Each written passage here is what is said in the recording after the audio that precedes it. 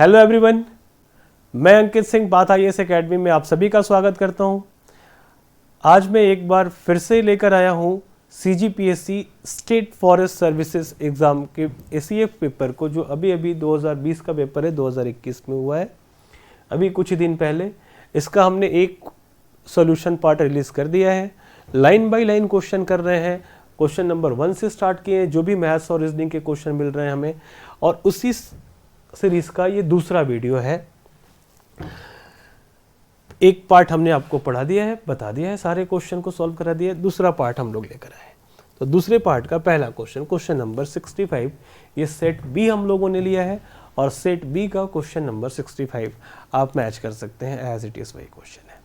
इस क्वेश्चन को कैसे सॉल्व करेंगे? जैसे डिलाइट का कोड ये बनाया, तो डिलाइट के लिए हमने लिख लिया DELIGHT का कोड है WIOOTSG। ओके, हमें कोड चाहिए वंडर का, WONDER। अब वंडर का कोड क्या हो सकता है? तो देखिए, इसमें D के लिए W कोड बना, E के लिए I, ये सब एक दूसरे के सामने वाले कोड्स हैं। तो कोडिंग डिकोडिंग का ये क्वेश्चन है। कोडिंग डिकोडिंग मैंने आपको दो तरीके से पढ़ाया था। एक तो था कि कोडिंग डिकोडिंग के सभी इंग्लिश अल्फ़ाबेट के नंबर को या पोजीशन को हम याद कर लें। दूसरा था अपोजिट लेटर को याद कर लें कि कौन सा लेटर किसके अपोजिट होता है। तो 26 लेटर होते हैं हमारे इंग्लिश अल्फ़ाबेट में, उसका हाफ 13, यानी M तक 1A to M ये हाफ होता है, फिर N to Z उसका अनदर हाफ होता है। तो A का अपोजिट क्या होता है? Z, B, C, D, E, F, ऐसे ही G तक आप लिखेंगे। तो M तक लिखेंगे आप, M का अपोजिट N, ऐसे ही सबको उल्टा लिखते चले जाना। तो F का U मिलेगा, और E का मिलेगा, D का W, C का X, B का Y। तो ऐसे मैंने आपको ये सारी चीज़ें पढ़ा दी थी और सारा ट्रिक बताया था। कुछ वर्ड्स, जैसे एक था लव वर्ड, LOVE। अब ये लव में कैसे अपोजिट वर्ड सर्च करेंगे? तो L का अपोजिट O होता है, B का अपोजिट E होता है। पढ़ा था कि लव 4 वर्ड से बना है, जिसमें 2 पेयर है और वो भी अपोजिट लेटर्स का।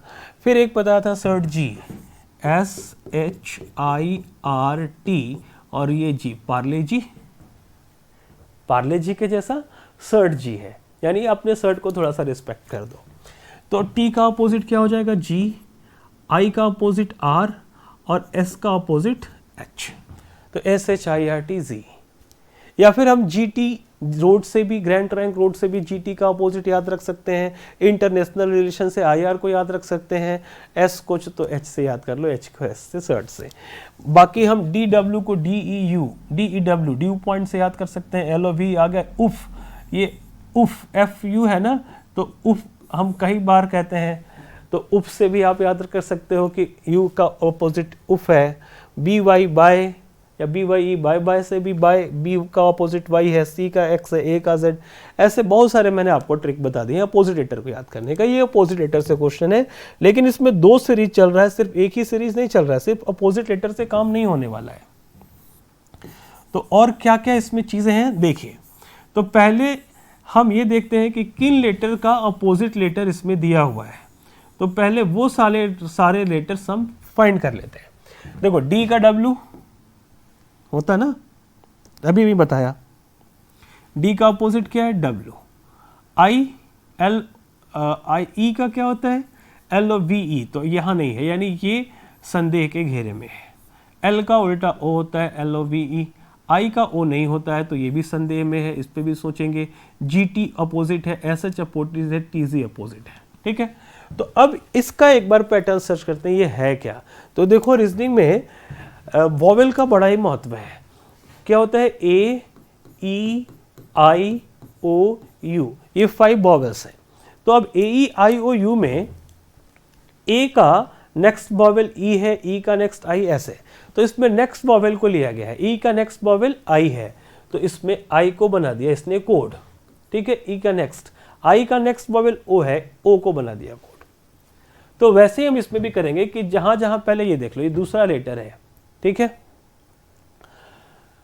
वॉवेल जहां जहां है, वॉवेल को पहले हम उसका कोड देते हैं। तो वॉवेल, ओ का नेक्स्ट वॉवेल क्या होता है? ओ का नेक्स्ट वॉवेल देखो यू होता है, तो यू लगा दिया। और ई का नेक्स्ट वॉवेल क्या होता है? तो ई का नेक्स्ट वॉवेल यहां से देखो आई है, ई का नेक्स्ट आई, तो हम इसमें आई रख लेंगे और बाकी को अपोजिट वर्ड से रिप्लेस कर देंगे। तो अपोजिट लेटर से, तो डब्ल्यू का opposite D E W, due point से याद रख लेंगे, एन का एम, डी का भी फिर से डब्ल्यू और आर का आई।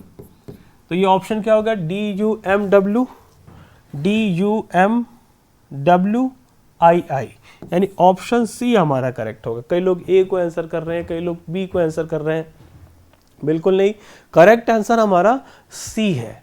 नहीं तो कई सारे ट्रिक से बी सही हो जा रहा था, लेकिन परफेक्ट आंसर नहीं मिल रहा था। ओके, तो इसका आंसर हो गया सी। आगे चलते हैं, दूसरा क्वेश्चन देखिए। 6 में 3 सीटिंग अरेंजमेंट से क्वेश्चन आया। A B C D E and F एक वृत्ताकार मेज के चारों ओर केंद्र की ओर मुख करके बैठे हैं। तो जब 6 पीपल हो तब मैंने बताया था कि कैसे अरेंजमेंट इनका करना है, कि सभी के सभी सेंटर की तरफ फेस किए हैं। तो एक तो आमने सामने रहेगा, दो यहाँ पे स्पेस की कमी है, थोड़ा सा छोटा कर लेते हैं।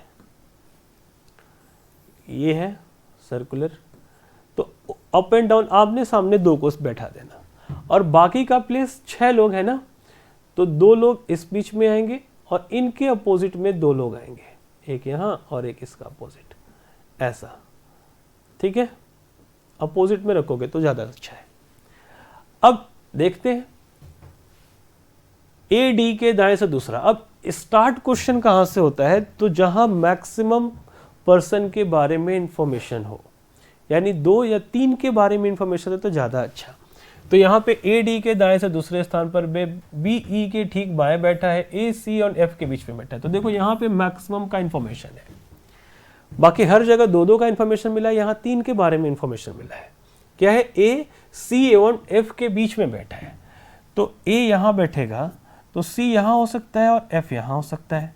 और इसके साथ साथ एक और पॉसिबिलिटी चलेगी, तो मैंने आपको क्लास में बताया था, या फिर जो लोग क्लास में नहीं थे, जो हमारे नए स्टूडेंट हैं, या फिर आप कहीं से भी इस वीडियो को देख रहे हो, तो आप समझ लो कि सिटिंग अरेंजमेंट के क्वेश्चन में अगर सर्कुलर टेबल हो तो हमेशा 2 डायग्राम लेकर आप चलोगे तो सेफ रहोगे, एक ही बार में आंसर आ जाएगा। नहीं तो अगर ये गलत हुआ तो फिर से आपको इतनी सारी चीजें सोचनी पड़ेंगी, क्वेश्चन पढ़ना पड़ेगा, टाइम किल होगा। तो अब दूसरे तरीके से क्या पॉसिबिलिटी है? ए यहाँ है तो सी यहाँ हो सकता है और एफ यहाँ हो सकता है। ठीक है, यही 2 पॉसिबिलिटी है। अब हम डेटा के साथ एक गलत होगा एक सही होगा, तो कैसे देखो। अब ए सी एफ से रिलेटेड, तो ए डी के दाएं दूसरे स्थान पर है। अब दाएं बाएं भी बता दिया था कि यहां से आप दाएं बाएं सोचना कि जो ऊपर की तरफ ये नॉर्थ की तरफ फेस है, तो आपका राइट ए का राइट है, आपका लेफ्ट ए का लेफ्ट है। तो इधर जाओगे तो राइट जाओगे, इधर जाओगे तो लेफ्ट जाओगे। क्लियर? तो राइट लेफ्ट को भी ध्यान पे रखना, बाकी लेफ्ट के बारे में बहुत सारी चीजें आपको बताई हैं। ये क्वेश्चन ने क्या पूछा? ए डी के दाएं दूसरे स्थान पर है, ए इज सिटिंग, नहीं कहां है भाई, A is second to the right of D, कि ए डी के राइट दूसरा है, तो इधर जाओगे तब राइट होगा ना।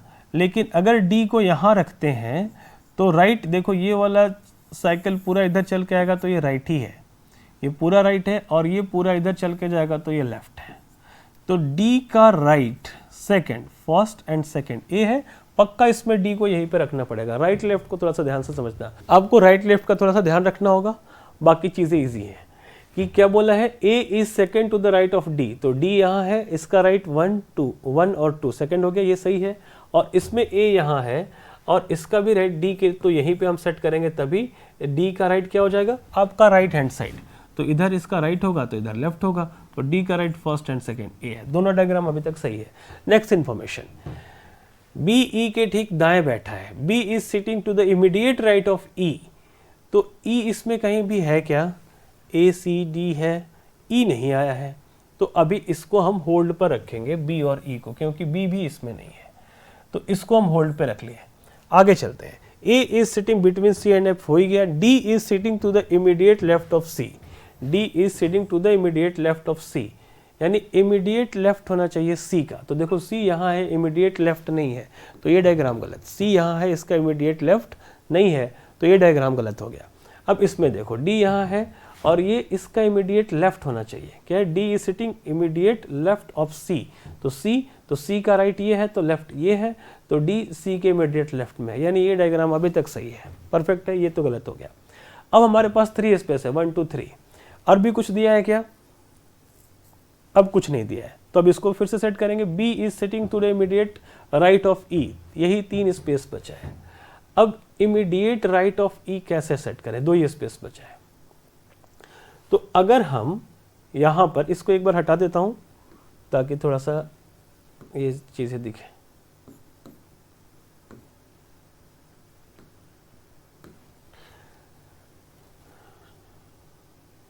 ये वाला है, B is sitting to the immediate right of E, B E के ठीक दाएं। तो अगर हम यहां पर E को बिठाते हैं तो इसका राइट ये हो जाएगा और इसका राइट इधर। तो E के ठीक दाएं कौन बैठेगा? B बैठेगा। सेट हो गया। यही 2 स्पेस ही था, राइट वाले को पर B को सेट करना था और E के अकॉर्डिंग, तो सेट हो गया ये पूरा का पूरा डायग्राम। क्वेश्चन क्या पूछा है? Who is sitting between A and D, A और डी के बीच में कौन बैठा है, ये कैसे पता करेंगे? तो देखिए ए यहाँ पर है और डी यहाँ पर है, तो भाई सी बैठा है सिंपली। तो हमको तो इधर का सेट नहीं भी करते तो काम हो जाता। हमारा आंसर क्या होगा? सी, सी करेक्ट आंसर है। ओके, आगे देखते हैं। उस संख्या युग्म का चयन करें जिसमें 2 संख्या उसी प्रकार संबंधित है जिस प्रकार निम्नलिखित संख्या युग्म की 2 संख्या है। अब इसमें जो रिलेशन 17 का 867 से है वही रिलेशन इस 4 में से किसी एक के साथ है, वो कौन सा है? तो थोड़ा सा टाइम टेकिंग है, ये थोड़ा सा टफ है, थोड़ा सा सोचना होगा। लेकिन अगर आपने मेरा क्लास किया है तो आप इसको बड़े ही आसानी से समझ सकते हो। नहीं भी किया है तो अभी सीख लो कि मैंने नंबर सीरीज में आपको बताया था कि जब नंबर अचानक से बड़ा हो, देखो 17 से एक ही बार इतना बड़ा हो गया, तो इसमें क्या लॉजिक हो सकता है? तो या तो इसमें मल्टीप्लिकेशन का लॉजिक हो सकता है, या तो इसमें स्क्वायर का हो सकता है, या तो इसमें क्यूब का हो सकता है। तो 17 को मल्टीप्लाई करते हैं तो जनरली हम टेबल 10 तक का सोचते हैं कि 10 तक के टेबल में 170 आएगा, 20 तक के टेबल में 17 दूना 34, 340 तक आएगा। ये बहुत बड़ा है, यानी साधारण से मल्टीप्लिकेशन से नहीं होने वाला। स्क्वायर करके देखते हैं। तो 17 का स्क्वायर क्या होता है? आपको स्क्वायर निकालना सिखाया है, आपको याद हो तो ठीक, अदरवाइज मैं आपको फिर से निकाल के बताता हूँ। 7 का स्क्वायर 7 7 जा 49, जिसके ऊपर स्क्वायर है उसका स्क्वायर करना, 49 कैरी 4, फिर तीनों को मल्टीप्लाई, 1 इंटू 7, 7 इंटू 2, 14 एंड 4, 18 के लिए 8 कैरी 1, और 1 का स्क्वायर 1 प्लस 1 2, 289। तो 289 याद रहे तो ज़्यादा अच्छा, नहीं याद है तो निकाल सकते हैं। तो अब 289 से भी ये बहुत बड़ा है। अब 17 का क्यूब करेंगे तो क्यूब का मतलब क्या होता है कि 289 इंटू 17, तो ये 10 टाइम ही होगा तो 2890 हो जाएगा, यानी क्यूब से भी मामला नहीं बनेगा।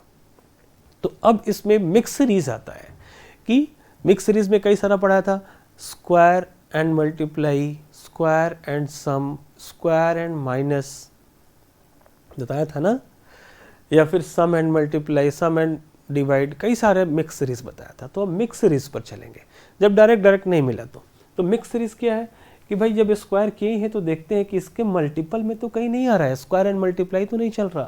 तो देखो लगभग 300 के पास है, ये लगभग 900 के पास है, तो 3 या 900 होता है। तो क्यों ना एक बार 3 से मल्टीप्लाई करके चेक किया जाए। तो अब हम इसमें अगर 3 से मल्टीप्लाई लेंगे तो हमें क्या मिल सकता है, देखते हैं। देखो आइडिया लगाना ही होता है, आइडिया अगर लगाना आप सीख गए तो काम हो गया।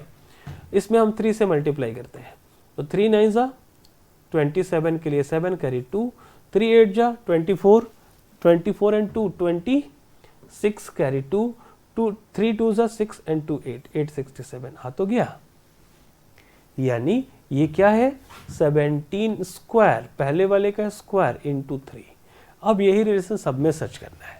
तो 11 का स्क्वायर क्या होता है 121 इंटू 3, तो ये क्या हो जाएगा 3 के लिए 3 और 3 2 जा 6, 3 366 और ये 343, ये तो नहीं होगा। अब 21 का स्क्वायर, तो 21 का स्क्वायर क्या हो जाएगा 441 इंटू 3। तो देखो 3 1 जा 3 होता है, यहाँ 9 होगा, तो वैसे ही ये खत्म हो गया, नहीं होगा, क्यों स्क्वायर क्यों करें पूरा।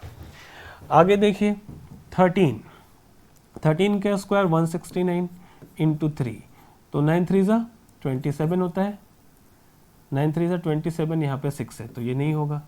14 का स्क्वायर, तो 14 का स्क्वायर क्या हो जाएगा 196 इंटू 3, 3 6 जा 18, 8 है, यानी यही होगा। 3 जब एलिमिनेट हो गए तो चौथा को चेक करने की भी ज़रूरत नहीं है, यही आंसर हो जाएगा, बट हम चेक करके देख लेते हैं। 3 6 जा 18 के लिए 8 कैरी 1, और 3 9 जा 27 एंड 128 कैरी 2, और 3 1 जा 3 एंड 2 5, 588 इज करेक्ट आंसर। हमारा आंसर क्या हो जाएगा डी, है ना। बेहतरीन क्वेश्चन। आगे देखिए, ये सारी चीज़ें मैंने बहुत ही बेहतरीन तरीके से, ये रिकॉर्डेड वीडियो भी हमारे यहाँ है पाथ IAS एकेडमी में, इसका लाइव वीडियो भी है। आप इन सारी चीज़ों को अगर सीखने की थोड़ी सी भी इच्छा है और आप क्लास नहीं भी आ सकते तो हमारा रिकॉर्डेड वीडियो ले सकते हो, परचेज कर सकते हो। इसके लिए आप पाथ IAS एकेडमी को कॉल करोगे तो वहाँ से आपको सारा गाइडलाइंस मिल जाएगा।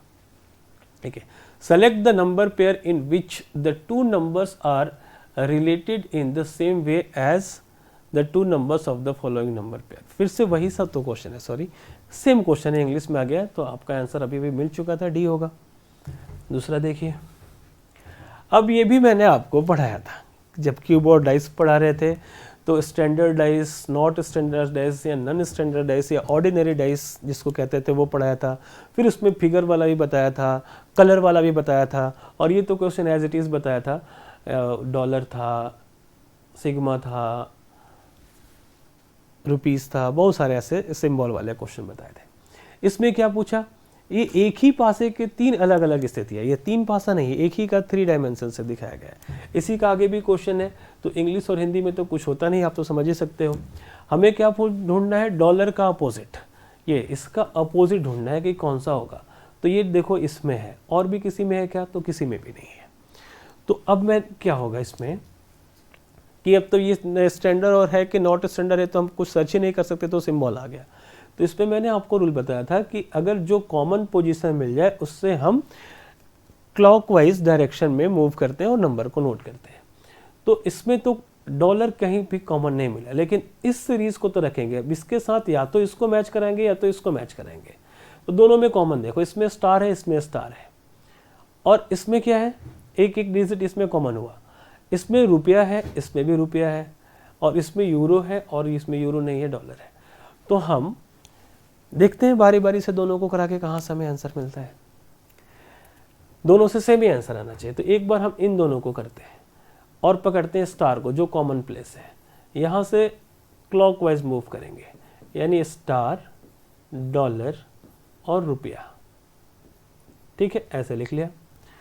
उसके बाद अब इसको, ये 1 2 3 है, तो ये 1 नंबर का पोजीशन है, ये 2 नंबर का पोजीशन। जहाँ से स्टार है ऐसे मूव करेंगे, यानी स्टार, स्टार के बाद ये वाला साइन यूरो जैसा दिख रहा है, उसके बाद ए।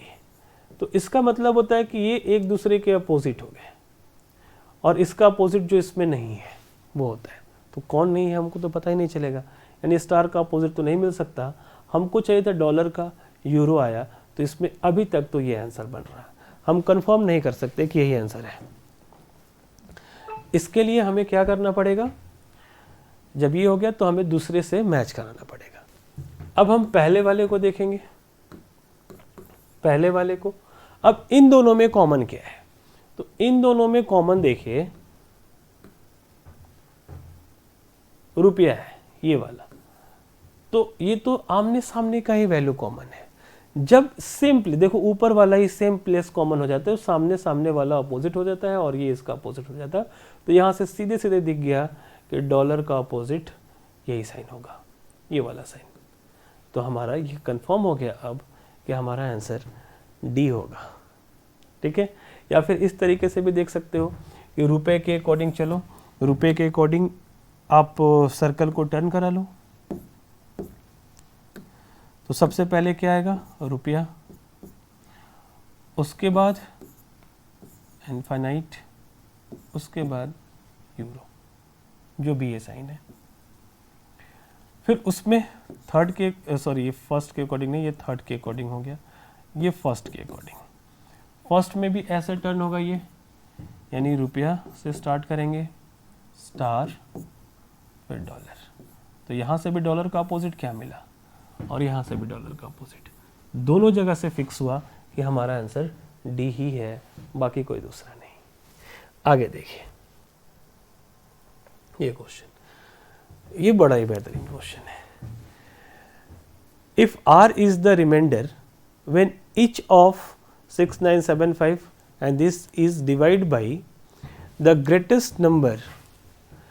कि ग्रेटेस्ट नंबर का मतलब जैसे ही ग्रेटेस्ट नंबर आपको मिले या सबसे बड़ी संख्या मिले तो आपके दिमाग में आइडिया आता है कि कहीं ना कहीं से HCF की बात हो रही है। ओके कि जब तीन संख्या है, प्रत्येक को सबसे बड़ी संख्या यानी d इज ग्रेटर देन, सबसे बड़ी संख्या क्या होगा d, और वो d है क्या एक से बड़ी संख्या, एक से छोटी नहीं हो सकती, से भाग दिया जाता है तो शेषफल r बचता है। तो d माइनस r का मान क्या होगा, यानी हमें शेषफल भी निकालना है और सबसे बड़ी संख्या भी निकालनी है। तो देखो जब हम LCM HCF में पढ़े थे तो वहाँ एक चीज़ पढ़ा था कि जब HCF के अकॉर्डिंग रिमाइंडर सेम चाहिए तो हम उस रिमाइंडर को ही पहले माइनस कर लेते हैं और फिर बचे हुए डेटा का HCF निकालते हैं। तो सब में r रिमाइंडर चाहिए हमें, r रिमाइंडर बचता है, तो हम किस संख्या का इसमें से HCF फाइंड करेंगे, तो 6975 माइनस r, क्योंकि r शेषफल बच रहा है सब में, बोला है ना कि r शेष बचता है, तो r घटा लेंगे, अब जो नंबर बचेगा उसका HCF हमारा HCF होगा। अब यहाँ से 7612 माइनस r और 8445 माइनस r, ये हमारा नंबर होगा। अब हमें इस तीनों का HCF चाहिए और वही HCF हमारा क्या होगा d होगा, यानी बड़ी संख्या d। तो अब इसका HCF कैसे निकलेगा, अब सब में से r है, अब सबको आगे चल के सॉल्व करोगे, k मानोगे और फिर उससे इक्वेट करोगे तो बड़ा हो जाएगा। तो इसका एक लॉजिक बताया जाता है, इस तीनों का डिफरेंस चेक कर लो, जो डिफरेंस है उसी का HCF फाइंड करो। तो तीनों का डिफरेंस क्या है, तो आप छोटे वाले में से बड़े वाले को माइनस करो, 7612 माइनस 69, सॉरी बड़े में से छोटे को 75 हो गया। अब 8445 माइनस 7612 और फिर 8445 से तो दो लोग छोटे हैं तो उन दोनों को माइनस करना पड़ेगा, 8445 माइनस 6975। अब ये जो डिफरेंस तीनों का मिलेगा ना, इसका HCF हमारा d होगा, तो r ऑटोमेटिकली घट जाएगा वहां से। तो अब देखो इसका डिफरेंस क्या आता है, तो 12 माइनस 5 इज 7 एंड अब तो वो 0, ये 10 माइनस 7 इज 3 और ये 5, 15 माइनस 9 इज 6, 6 माइनस 6 इज 0, 637। ऐसे सबको घटा लेंगे, 5 माइनस 2 इज 3, 4 माइनस 1 इज 3 और ये 14 माइनस 6 इज 8, 7 माइनस 7 इज 0। अब 5 माइनस 5 इज 0, 4, 14 माइनस 7 इज 7 और ये 3, यानी 13 माइनस 9 इज 4 और ये 7 माइनस 1 इज 1470। अब हमें क्या चाहिए, HCF ऑफ इन तीनों का HCF चाहिए, क्योंकि हमको यहाँ पे R नहीं पता था तो हम इस तरीके से चलेंगे। अब उन तीनों का HCF क्या होगा, तो देखिए HCF किसका चाहिए, 637, ये हम डिवाइड करेंगे 637 को 637 से, HCF छोटे वाले का बड़े वाले के साथ या किसी के साथ में निकाल सकते हो, हम 833 का निकालते हैं, 833। स्कूल मेथड आप जानते होगे HCF कैसे निकालना है, लास्ट डिवाइजर इज HCF, सबसे जो लास्ट में डिवाइजर मिलेगा, तो डिवाइजर और बार बार चेंज होता रहेगा, तो ये वन टाइम में कैंसिल होगा, 637, ये 13 minus 6 is 7 is 6, 12 minus 3 is 9 और ये 7 माइनस 1 6 इज 1। अब 637 ये वाला हमारा बनेगा 37 कोसेंट और डिवाइजर क्या हो जाएगा 196। अब ये ऑलमोस्ट 200 के करीब है तो 3 टाइम में कैंसिल होगा। 3 6 18 carry 1, 3 9 27 and 128 carry 2, 3 1 3 and 2 5। 17 minus 8 is 9, 12 minus 8 is 4, ये 0 हो गया, 49 196। अब ये किससे कैंसिल होगा कितने टाइम में, तो 4 टाइम में ऑलमोस्ट कैंसिल हो रहा है, तो 4 9 196 ये कैंसिल ही हो गया, कहानी खत्म। तो लास्ट डिवाइजर ये है, तो अभी तक का तो HCF यही कहलाएगा। लेकिन ये कंफर्म कब होगा कि जब 49 से एक और हमारे पास डेटा था ना, ये देखिए 1470, तो 1470 भी डिविजिबल होना चाहिए, तब हमारा HCF कंफर्म होगा। 1470 तो ये कितने टाइम में कैंसिल होगा, 3 टाइम में देखते हैं। 3 9 27 कैरी 2, 3 4 12 एंड 2 14, ये भी कैंसिल हो गया। अब ये 0 यहाँ पे चला जाएगा, यानी फाइनली हम कहेंगे कि हमारा HCF 49 ही है। ठीक है, HCF तो 49 मिल गया। अब क्वेश्चन पे चलते हैं कि क्वेश्चन ने क्या पूछा था, और वो भी नंबर माइनस आर, रिमाइंडर घटा के। क्वेश्चन पूछा था प्रत्येक को सबसे बड़ी संख्या d से भाग दिया जाता है तो शेषफल r बचता है, तो d माइनस आर का भाग का होगा। अब इसमें सबसे बड़ी संख्या को d से भाग दीजिए। देखिए हमें तो d मिल गया, सबसे बड़ा नंबर क्या मिल गया, वो 49। अब r कैसे मिलेगा, तो क्वेश्चन ने कहा था ना कि किसी को भी डिवाइड करने पे r शेषफल बचता है, तो 49 से आप किसी को भी डिवाइड कर लो, r जो शेषफल होगा वो बराबर ही होगा, क्योंकि r सब में इक्वल है। एक बार करके देखते हैं, आइए कि हम इस 49 से हम सबसे बड़ी संख्या क्या थी, या फिर कोई भी एक संख्या ले लेते हैं 8445।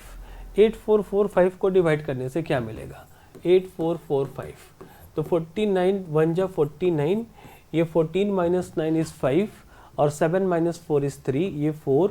अब ये 7 टाइम में जा सकता है, 7 9 जा 63 कैरी 6, 7 4 जा 28 एंड 6 34। अब ये 1 1 ये कैंसिल, ऊपर से 5, अब 2 जा 98, कितना बचा 17। अब किसी को भी करके देख लो, अब 49 से सबसे छोटे वाले को करके देख लो कि 6975 है, 6975 6975, इसको डिवाइड करके देख लो 17 ही आएगा, यही आ रहा था r। कि 49 1 जा 49, ये 0 और ये 2 और ये 7, ये 4 जा 196, ये 1 10 माइनस 9 इज 1, ये कैंसिल, ये 5, फिर 2 जा 98, फिर से 17 ही आया। कुछ भी करोगे ये r 17 ही आएगा। तो पूछा क्या है, d माइनस आर। क्वेश्चन क्या है, d माइनस आर। d कितना है 49, r कितना है 17, तो 9 minus 7 is 2, 4 minus 1 is 32 is the answer. देखिए हमारे ऑप्शन में है क्या, हाँ जी, ऑप्शन डी कह रहा है 32। यही पूछा था ना, d माइनस आर, तो 49 माइनस 17 कर दो, 32 आंसर आ जाएगा। बहुत ही बेहतरीन क्वेश्चन था HCF से। तो अगर अप्रोच क्लियर रखोगे, कॉन्सेप्ट क्लियर होगा, तो क्वेश्चन भी क्लियर हो जाएगा। आइए आगे चलते हैं। ये एक बड़ा ही बेहतरीन क्वेश्चन है, पजल है, और ऐसा क्वेश्चन रेयर देखा जाता है, लेकिन इस बार मिला है, यानी छत्तीसगढ़ के और भी एग्जाम के लिए तैयार रहें कि ऐसा क्वेश्चन आ सकता है। पढ़िए इंफॉर्मेशन को। एक संस्था में वित्त प्रबंधक के चुनाव की निम्नलिखित शर्तें हैं। पहले हिंदी में फिर इंग्लिश में आपको बता देंगे। अब वित्त प्रबंधक का चुनाव करना एक पोस्ट है, वित्त प्रबंधक का, फाइनेंशियल मैनेजर या ऐसा कुछ है पोस्ट ये। अब इसके लिए क्या क्या शर्तें हैं देखिए कि 1/8/2019, डेट क्या है 1/8/2019 को कम से कम 26 वर्ष, कम से कम 26 वर्ष और अधिक से अधिक 36 वर्ष का होना चाहिए। यानी एज लिमिट सबसे पहले देखना है कि 26 to 36 होना चाहिए, इससे ज़्यादा नहीं, इससे कम नहीं। सेकेंड शर्त है कि कम से कम 65% अंकों के साथ किसी भी संकाय में स्नातक यानी ग्रेजुएट हो किसी भी स्ट्रीम के साथ, और उसको 65% मार्क्स मिलना होना चाहिए, मिनिमम है, इससे कम नहीं। और थर्ड कंडीशन है कि कम से कम 75% अंकों के साथ वित्त प्रबंधन में विशेषज्ञता के साथ स्नातकोत्तर यानी पीजी पोस्ट ग्रेजुएट डिग्री या डिप्लोमा प्राप्त हो, किसी संगठन में सहायक वित्त असिस्टेंट मैनेजर के रूप में 5 वर्ष का अनुभव चाहिए। ये सारी शर्तें हैं तो नौकरी मिल जाएगी, नहीं फुलफिल करते हो तो नहीं मिलेगी।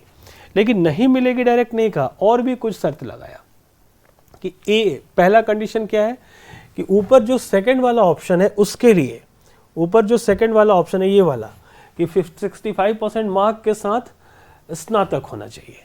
लेकिन हो सकता है कि किसी का 65% मार्क्स ना हो तो उसका क्या, तो उसके लिए दिया है कि ऊपर सेकंड में, लेकिन स्नातक में कम से कम 60 ला दो। मान लो ग्रेजुएट में आपने 65 नहीं लाया, 60 तो होना चाहिए, 60 तो है, तो उसको भी हम ले लेंगे, लेकिन शर्त के साथ, और विशेषज्ञता के साथ वित्त प्रबंधन सहित स्नातकोत्तर डिग्री डिप्लोमा में कम से कम 80% हासिल किया हो। कि यहां पर बढ़ा दो, पीजी में ज़्यादा बढ़ा दो, ग्रेजुएशन में कम कर दो, जैसा कि ये है कि यहाँ पे क्या था कि 65% से स्नातक किए हो और स्नातकोत्तर 75 था, तो वहाँ पे आप भाई इसके अकॉर्डिंग उसको अगर कम करते हो तो पीजी वाले को बढ़ाना पड़ेगा, तब आपका चयन हो सकता है। अगर ऐसा है कि स्नातक तो उसका मामला वित्तीय प्रधान को भेजा जाएगा, डायरेक्ट सेलेक्ट नहीं किया जाएगा, वित्तीय प्रधान को भेजा जाएगा कि वो निर्णय ले सकते हैं। दूसरा शर्त है कि जो 1 नंबर ऑप्शन दिया गया है उसमें उम्र 40 वर्ष से अधिक नहीं।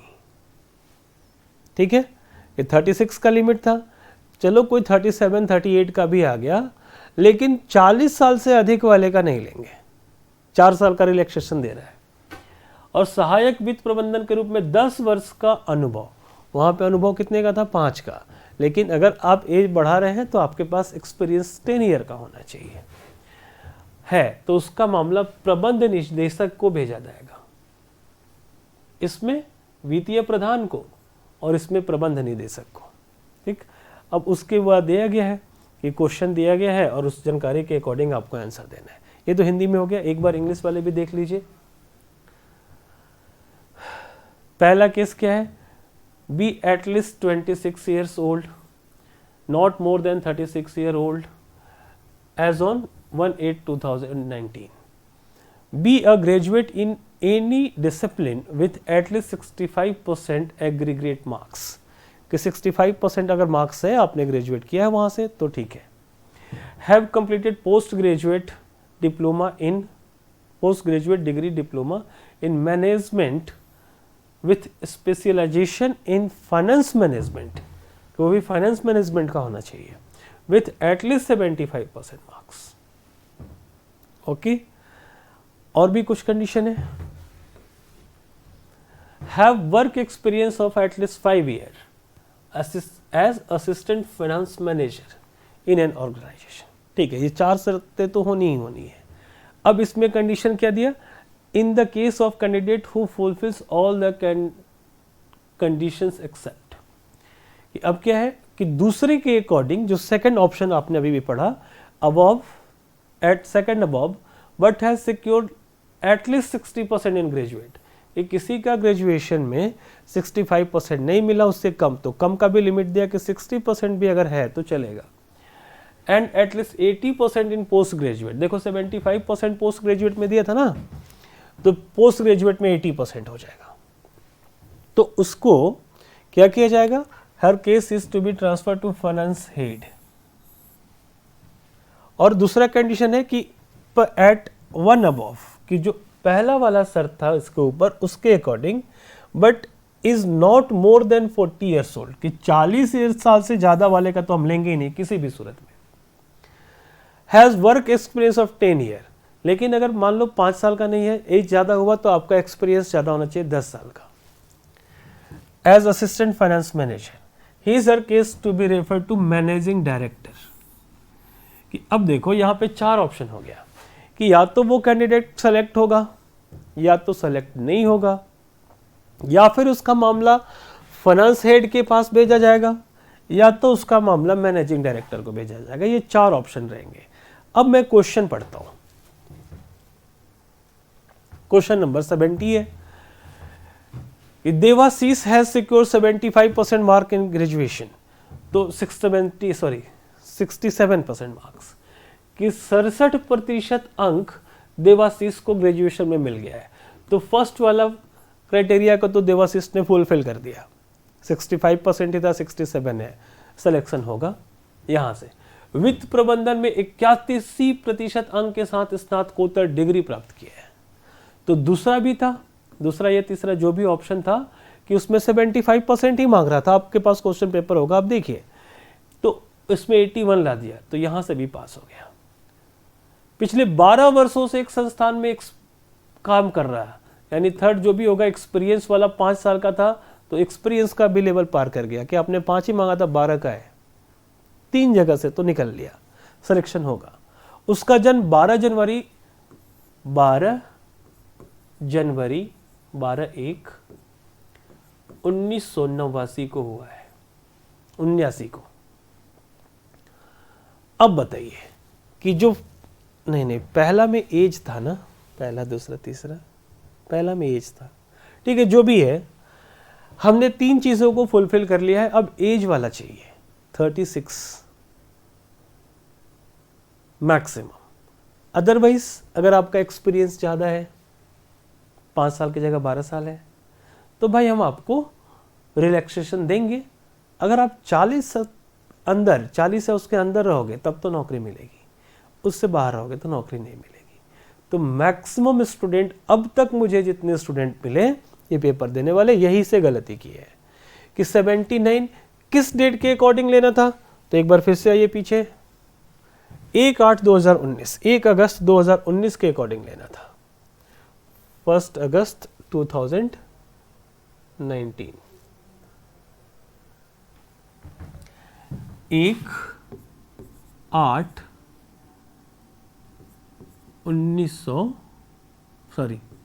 2019, ठीक है। अब यहां से जो एज का कैलकुलेशन है, इसमें बहुत सारे स्टूडेंट मिस्टेक किए हैं। ये कैसे एज का कैलकुलेशन करें, तो देखिए मैं बताता हूं आपको यहां से एक बेहतरीन तरीका, उसको आप सीखिए कि 2019 बड़ा है कि 1979, 1989 बड़ा है, तो सिंपली 2019 बड़ा है। तो हमेशा बड़ा वाला से छोटा वाला घटाना, यानी लिखने का तरीका होगा 01/08/2019, ये बड़ा है, 2019 साल है, 1979 साल है, और ये 12 तारीख, पहला महीना और वर्ष 1989। अब इसमें से आप माइनस करेंगे, तो माइनस कैसे किया जाता है ये देखो, उधर से नहीं, माइनस इधर से होगा, और इसमें कैरी लेने का तरीका बड़ा ही अजूबा है, सीखिए, आपको मजा आएगा।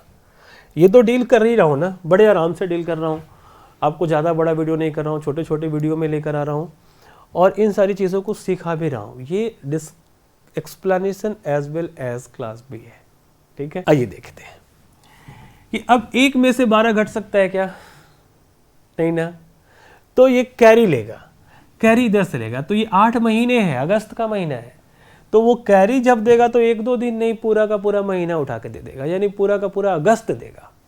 ध्यान रखो, ये 8 पीरियड ऑफ 8 मंथ्स, तो इसमें से 1 महीना इधर रहेगा, और ये अगस्त के महीने में 31 दिन होते हैं, तो ये 31 दिन इसको कैरी कर देगा, और ये खुद एक कम हो जाएगा, यानी अब ये 8 ना बच के क्या बचा, 7। समझ में आ रहा है, ये 8 नहीं है, अब ये 7 बचा, 1 महीना दे दिया इधर, तो ये 31 दिन और ये 1 दिन कितने हो गए, ये हो गए 32 दिन।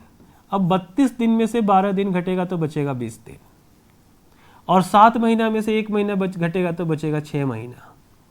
इधर से कुछ कैरी नहीं आया तो डायरेक्ट घर जाएगा, 9 - 9 इज 0, और ये 11 - 7 इज 4, और ये 9 - 9 इज 0 0। तो इसको क्या कहेंगे, 40 ईयर्स 6 मंथ्स और 20 डेज। ये देवाशीष कितने के हैं, देवाशीष 40 वर्ष 6 महीना और 20 दिन के हैं। एक एक चीज इनका हमने फाइंड कर लिया। तो अब ये तो दूसरे कंडीशन के अकॉर्डिंग भी सेलेक्ट नहीं हो रहा है ना, रिलैक्सेशन वहां से दिया गया है, लेकिन 40 साल से ज्यादा के नहीं होने चाहिए, 40 साल 6 महीने के हैं। अब आप बताओ इनका सिलेक्शन होगा कि नहीं। तो इनका सिलेक्शन नहीं किया जाएगा। Candidate is not be selected. Option B हमारा आंसर हो जाएगा, उम्मीदवार का चुनाव न किया जाए, ये सलाह होगा। ठीक है, तो इसमें मेन पार्ट क्या था, एज कैलकुलेट करना, तो आपने इसको सीख लीजिए। ठीक है, आगे चलते हैं। दूसरा क्वेश्चन, सूरज का जन्म 19 सितंबर 1986 का हुआ।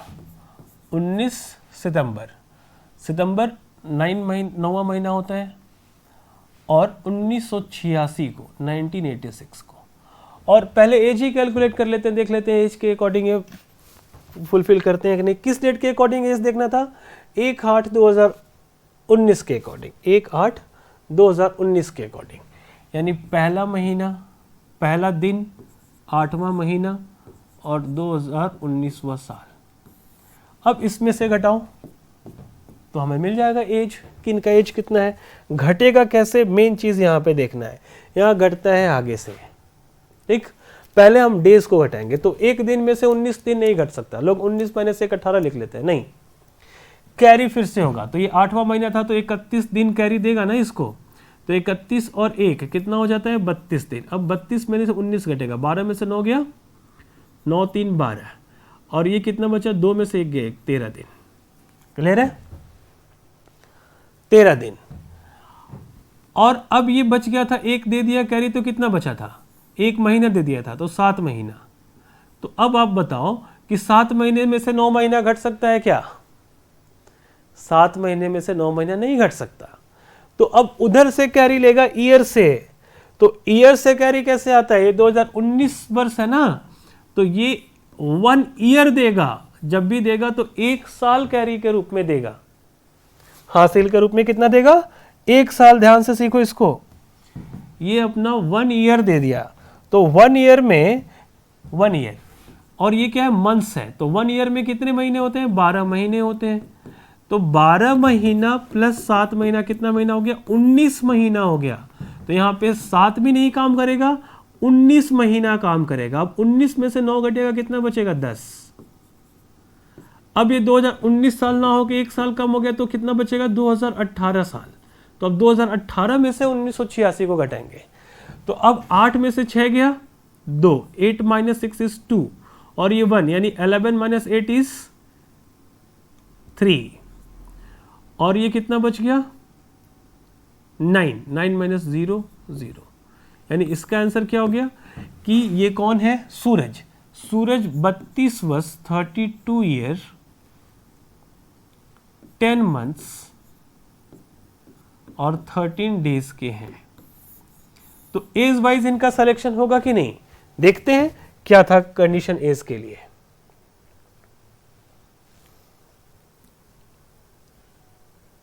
(26 ईयर एंड 36), तो 36 और 26 के बीच में है ना सूरज, कहीं ना कहीं बीच में लाई करते हैं, 32 ईयर के हैं, यानी एज वाइज तो सिलेक्शन होगा, नो डाउट। अब इनके बारे में आगे पढ़ो, इस चीज को अच्छे से सीख लो, नोट कर लो, ये कैसे कैरी आता है। ईयर में से आएगा तो 1 ईयर, मंथ्स में से आएगा तो 1 मंथ, और जो मंथ होगा वहाँ 8 मंथ है, तो अगस्त है, अगस्त 31 का होता है, 31 आएगा। सितंबर आता तो 30 आता। आगे देखिए, अब क्या बोला है, ये तो काम हो गया जन्म का, सेलेक्ट है। वित्त प्रबंधन में 83% अंकों के साथ अपना स्नातकोत्तर डिप्लोमा पूर्ण करने के बाद एक संस्था में पिछले 6 वर्ष से सहायक वित्त प्रबंधक के रूप में कार्य कर रहा है। कि भाई 80% लाया, 75% का डिमांड था, पास है। 5 वर्ष का आपने पूछा, 6 वर्ष का एक्सपीरियंस है, लेकिन ग्रेजुएशन में 62 हो गया है, तो पहले नज़र में तो सिलेक्शन नहीं होगा। लेकिन एक कंडीशन दिया गया है कि जब मार्क्स कम हो तो क्या करो, कि आप अपना इसमें स्नातकोत्तर में, किधर है, पोस्ट ग्रेजुएशन में आप बढ़ा के 80% कर दो। तो 83 इसने कर दिया है। तो देखिए इसके लिए और भी क्या प्रावधान किया गया है, हमें बार बार पीछे आना पड़ रहा है आपको दिखाने के लिए। सेकंड में कहाँ है हमारा ये फेल कर रहा है बच्चा, मार्क्स में, ग्रेजुएशन में। तो देखिए ग्रेजुएशन में क्या बोला है कि बट सिक्योर 60%, तो तो 60% से तो ज़्यादा लाया है ना, 63 लाया है, ठीक है। एंड 80% इन पोस्ट ग्रेजुएट, तो 80% से भी ज़्यादा ला दिया है। देखो ये कहाँ से फेल हो रहा था, सूरज 62% मार्क्स लाया है ग्रेजुएशन में, लेकिन ग्रेजुएशन में यहाँ से कितना चाहिए था, 65%, तो फेल हो जाता। तो 65% के जगह पे इसने क्या कर दिया कि भाई कम से कम 60% ग्रेजुएशन में लाओ और 80% इसमें लाओ, तो इसमें 83 ला दिया बंदा और इसमें 62 ला दिया, तो अब तो ठीक है ना, यहाँ से तो पास हो गया। तो लेकिन जब ये कहानी होगी तो क्या किया जाएगा, वो सेलेक्ट नहीं होगा, वो फाइनेंस हेड के पास जाएगा, ठीक है। इसमें दूसरा इम्प्लीमेंट नहीं होगा, एक्सपीरियंस तो है क्योंकि 40 साल से कम है, तो अब उसको 10 साल का एक्सपीरियंस नहीं चाहिए, 5 साल का एक्सपीरियंस ही हो जाएगा। तो फाइनेंशियल हेड के पास भेजना पड़ेगा, यानी सूरज का मामला क्या होगा, प्रबंधक निदेशक को, सॉरी फाइनेंशियल हेड को, मैनेजिंग डायरेक्टर को नहीं, फाइनेंशियल हेड को यानी वित्तीय प्रधान को भेजा जाएगा। ये इसका सही आंसर होगा, नहीं तो इसमें भी बच्चे कंफ्यूज होते हैं कि दोनों में से किसको भेजें। तो ध्यान रखना, वित्तीय प्रधान को कब और प्रबंधक निदेशक को कब, कि मैनेजिंग डायरेक्टर को कब और फाइनेंस हेड को कब। एक बार फिर से देख लो कि फाइनेंस हेड को कब, तो फाइनेंस हेड को कब, जब मार्क्स का मामला हो कि 60% 65 से कम आ जाए तो, और मैनेजिंग फाइनेंस मैनेजर को कब, जब एज का मामला हो और एज के साथ साथ एक्सपीरियंस का मामला हो। तो सूरज के केस में एज और एक्सपीरियंस मैटर नहीं कर रहा है, मार्क्स मैटर कर रहा, तो उसका किसके पास जाएगा, फाइनेंस हेड के पास। आइए आगे देखते हैं।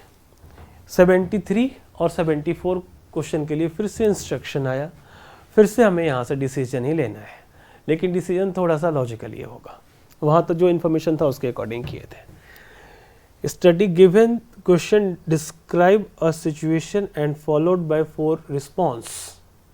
स्टेटमेंट एंड रिस्पॉन्स है, आप इन सारी चीज़ों को एक बार पढ़ लीजिए, फिर मैं आपको क्वेश्चन दिखाता हूँ। आगे आइए, क्वेश्चन नंबर 73 हिंदी में भी है, इंग्लिश में भी है, तो हिंदी से ही काम चला लेते हैं, इंग्लिश भी देख लेंगे। कि आप किसी दूरस्थ क्षेत्र में जल आपूर्ति परियोजना स्थापित करने में शामिल हैं। आप कहीं किसी गांव में हैं और वहां पे वाटर सप्लाई के काम में हैं। किसी भी स्थिति में लागत की पूर्ण वसूली असंभव है, यानी जो आप रूरल एरिया में काम कर रहे हो तो जितना पैसा आपको लगेगा वाटर सप्लाई या वाटर प्लांट को सेट करने में और लोगों को सप्लाई देने में, उतना पैसा तो रिटर्न कभी नहीं आएगा। आगे, इस क्षेत्र में आय का स्तर निम्न है, यहाँ के जो लोगों की इनकम है वो बहुत कम है और जनसंख्या का 25% गरीबी रेखा से नीचे बीपीएल है, यानी जो पॉवर्टी लाइन इंडिया में डिस्क्राइब किया गया, फिर आप जहाँ भी गए हो वहाँ पे 25%, 100 से 20% लोग बीपीएल में है। जब मूल्य निर्धारण पर निर्णय लिया जाना हो तो आप क्या करेंगे? 4 ऑप्शन है। You are involve in setting up a water supply project, setting in a remote area, full recovery cost is impossible in any case. The income level in the area are low and 25% of population is in below poverty line BPL. When a decision has to be taken on pricing, you would. तो आप क्या करेंगे? 4 option. सिफारिश करेंगे कि निश्चित मासिक शुल्क केवल गैर बीपीएल परिवारों पर लगाया जाए और बीपीएल परिवारों के लिए पानी मुफ्त हो, कि जो लोग पॉवर्टी लाइन से नीचे नहीं है, जो लोग बीपीएल में नहीं है, उनको पानी फ्री कर दिया जाए और जो पॉवर्टी लाइन से ऊपर है उससे पैसा लिया जाए। तो जो पॉवर्टी लाइन से जस्ट पास में होगा उसका क्या? फिर तो यहां हंगामा होगा ना कि वो नहीं दे रहा है, मैं क्यों दूं। और एक साथ ये भी है कि यहां बहुत अमीर लोग नहीं रहते, सबका लो इनकम है, ये भी बोला गया है, आय कम है, तो आप कैसे उनसे पैसा ले सकते हो और इनसे नहीं। और पैसा लेना भी है और ये भी बात है कि पूरी तरह से आपका रिकवरी भी नहीं हो सकता। तो आप फ्री भी नहीं कर सकते हो, तो फ्री का कॉन्सेप्ट नहीं लगेगा, तो पहला ऑप्शन खत्म। दूसरा ऑप्शन, सिफारिश करेंगे कि पानी की आपूर्ति हर तरह से निःशुल्क हो जाए। तो भाई वाटर ट्रीटमेंट प्लांट लगा रहे हैं, उसमें खर्चे हैं, तो फिर उसका देखभाल हो ही नहीं पाएगा। जब फ्री हो जाएगा तो कोई काम ही नहीं करेगा। तो फ्री वाला तो आप 90% केस में गलत कर देना। आगे, अच्छा पहला रह गया, ओहो दूसरा नहीं, ये हमने पहला को कट किया था, दूसरा तो अभी पढ़ा ही नहीं है। ये नहीं होगा के लिए बीपीएल के लिए मासिक शुल्क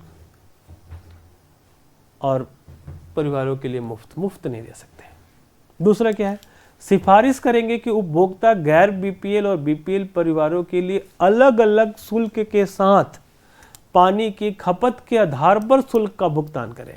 कुछ ठीक लग रहा है, लॉजिकल लग रहा है ये, तो इसको स्टार मार्क कर देंगे। आगे चलेंगे, सिफारिश करेंगे कि उपभोक्ता नल लगाने के लिए एक मुश्त निश्चित राशि का भुगतान करें और पानी का निःशुल्क प्रयोग करें। मैंने कहा ना कि निःशुल्क को काट दो, निःशुल्क नहीं कर सकते कि एक बार ही हम एक राशि ले लेते हैं, तो एक तो वहाँ के सभी लोग गरीब हैं, गरीब है मतलब लो इनकम वाले हैं, तो एक मुश्त राशि देना भी उनके लिए पॉसिबल नहीं है, काफ़ी यहाँ पे प्रॉब्लम आएगी। उसके बाद एक बार पैसा लेके कंपनी गई अपनी जगह और पानी मिल रहा है कि नहीं मिल रहा है कौन जानता है, तो ये भी लॉजिकल नहीं है। तो एक तो हुआ कि एलिमिनेशन मेथड, 3 जब गलत हो गए तो चौथा पक्का सही होगा। अब देखो ये सही कैसे है कि सभी से एक जो बीपीएल वाले हैं उनका थोड़ा सा कॉस्ट कम कर दो, और जो बीपीएल से ऊपर वाले हैं जो बीपीएल में नहीं हैं उनके लिए थोड़ा सा ज़्यादा कर दो। जैसे 10 रुपया है बीपीएल वालों के लिए, तो 15 रुपया उनके लिए कर दो। तो बीपीएल को भी लगेगा कि चलो भाई थोड़ा सा राहत, और वो भी पानी के खपत के अनुसार, कि अगर जो ज़्यादा खपत करेगा उसका ज़्यादा पैसा लेंगे, जो कम खपत करेगा, जो नीडी है, जो पीने और घर की ज़रूरतों के लिए बहुत कम पानी का इस्तेमाल करता है, उससे कम पैसे लो। यानी जितना कम आपका यूनिट आता है उतना ही टैरिफ कम रहेगा, जितना ज़्यादा आपका यूनिट आता है उतना ही टैरिफ आपका ज़्यादा रहेगा, जो हमारा इलेक्ट्रिसिटी डिपार्टमेंट या पानी वाटर सप्लाई बोर्ड भी करता है। ठीक है, तो उसके अकॉर्डिंग आप भुगतान कराइए, तो ये आपका बी ऑप्शन सही होगा। तो ऐसा अप्रोच थोड़ा सा आपका होना चाहिए कि हम कैसे सही आंसर करें। जिन्होंने ये किया है उनका बिल्कुल सही है। नेक्स्ट क्वेश्चन की तरफ मूव करते हैं। आइए, आप एक समिति के अध्यक्ष हैं जो गरीब बच्चों के स्वास्थ्य की स्थिति को देखती हैं। आप एक महिला है और अध्यक्ष हैं किसी समिति के जो गरीब बच्चों के स्वास्थ्य को देखते हैं, यानी स्वास्थ्य समिति के अध्यक्ष हैं। आप पाते हैं कि बड़ी संख्या में बच्चे कुपोषित हैं, कि आप जहां पर गई हैं वहां पे कुपोषण बहुत ज़्यादा है। क्या बोला है, you are the chairman of a committee looking into health status of poor children. भाई गरीब बच्चे हैं तो सिंपल सी बात है, you find that there is large number of undernourished children. Simple से कुपोषित ही मिलेंगे, कहाँ से नरिशमेंट उनमें आएगी, गरीब है। The first step that you would take to reverse the trend would be to, कि इसको कैसे बदलाव करेंगे। क्या पूछा है कि इस प्रवृत्ति को बदलने के लिए आपका पहला कदम क्या होगा। गरीब हैं, बच्चे हैं, तो माँ बाप गरीब है ना, बच्चे तो गरीब नहीं होते। माँ बाप गरीब हैं तो बच्चे गरीब, माँ बाप अमीर तो बच्चे अमीर। तो माँ बाप का काम है कि उनको किसी भी तरह से खाना तो एटलीस्ट दे। तो आप इस ट्रेंड को कैसे बदलोगे। माता पिता को बच्चों के अच्छे पोषण के बारे में शिक्षित करेंगे। शिक्षित करने से क्या हो जाएगा, उसके पास उसकी गरीबी चली जाएगी। तो शिक्षित तो होगा, वो सोचेगा कि ठीक है हमें बच्चों को ये करना चाहिए, तो हम बच्चे ही ना करें, गरीब हैं तो ये कोई सोल्यूशन नहीं हुआ। आप किसके अध्यक्ष हैं, गरीब बच्चों के स्वास्थ्य की स्थिति को देखने गई है, ये नहीं बताने गई है कि आप बच्चे करो कि नहीं करो। गरीब हो तो आप कोई सलाह नहीं दे सकती, तो आपका ये जो शिक्षा है ना काम नहीं आएगा। भूख के आगे शिक्षा काम नहीं आता। अमीरों पर टैक्स की दर बढ़ा देंगी, तो अमीरों पर टैक्स की दर बढ़ाने से ये कहाँ क्लियर होता है कि आप वो पैसा लेकर गरीब बच्चों को देंगी। ये तो क्लियर नहीं हुआ। अमीरों पर टैक्स बढ़ा के पता नहीं कौन कौन उसका यूज कर लेगा। तो भाई ये क्लियर नहीं है, इससे कोई सुधार नहीं होगा। बच्चों के माता पिता को रोजगार की व्यवस्था करेंगी, ठीक है, बात तो बच्चों के माता पिता को रोजगार मिलेगा, उनका इनकम बढ़ेगा, तो जरूरी है क्या कि वो बच्चों की देखभाल कर दें? करते हैं, नेचुरली ऐसा ही होता है, लेकिन हो सकता है कि वो और किसी और काम में पैसे लगाने लगे या कोई पैसा उनका छीन ले, और वो भी आप रोजगार की व्यवस्था कर कैसे सकती हैं? कितने लोगों को रोजगार देंगी आप? क्योंकि आप क्या है कि गरीब बच्चों के स्वास्थ्य की स्थिति को देखने गई है, आप उस समिति के अध्यक्ष हैं, आप रोजगार देने वाली नहीं है, तो आप रोजगार नहीं दे सकती है, रोजगार का व्यवस्था नहीं कर सकती। स्कूल में मुफ्त भोजन की शुरुआत एवं राशन की दुकानों में सब्सिडी देना।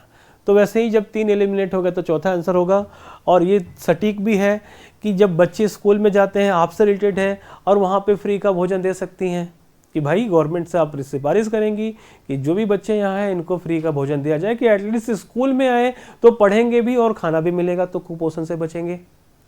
और दूसरा चीज़ कि जो राशन की दुकानें, अब जो गरीब परिवार है एटलीस्ट कुछ तो कमाता होगा, वो जो राशन खरीदने जाएगा वो तो सस्ते में खरीद ले, और राशन सस्ते में खरीद लेगा तो बच्चों को तो खाना खिलाई देगा। या डायरेक्ट टच करता है ये ऑप्शन डी, तो हमारा आंसर क्या होगा?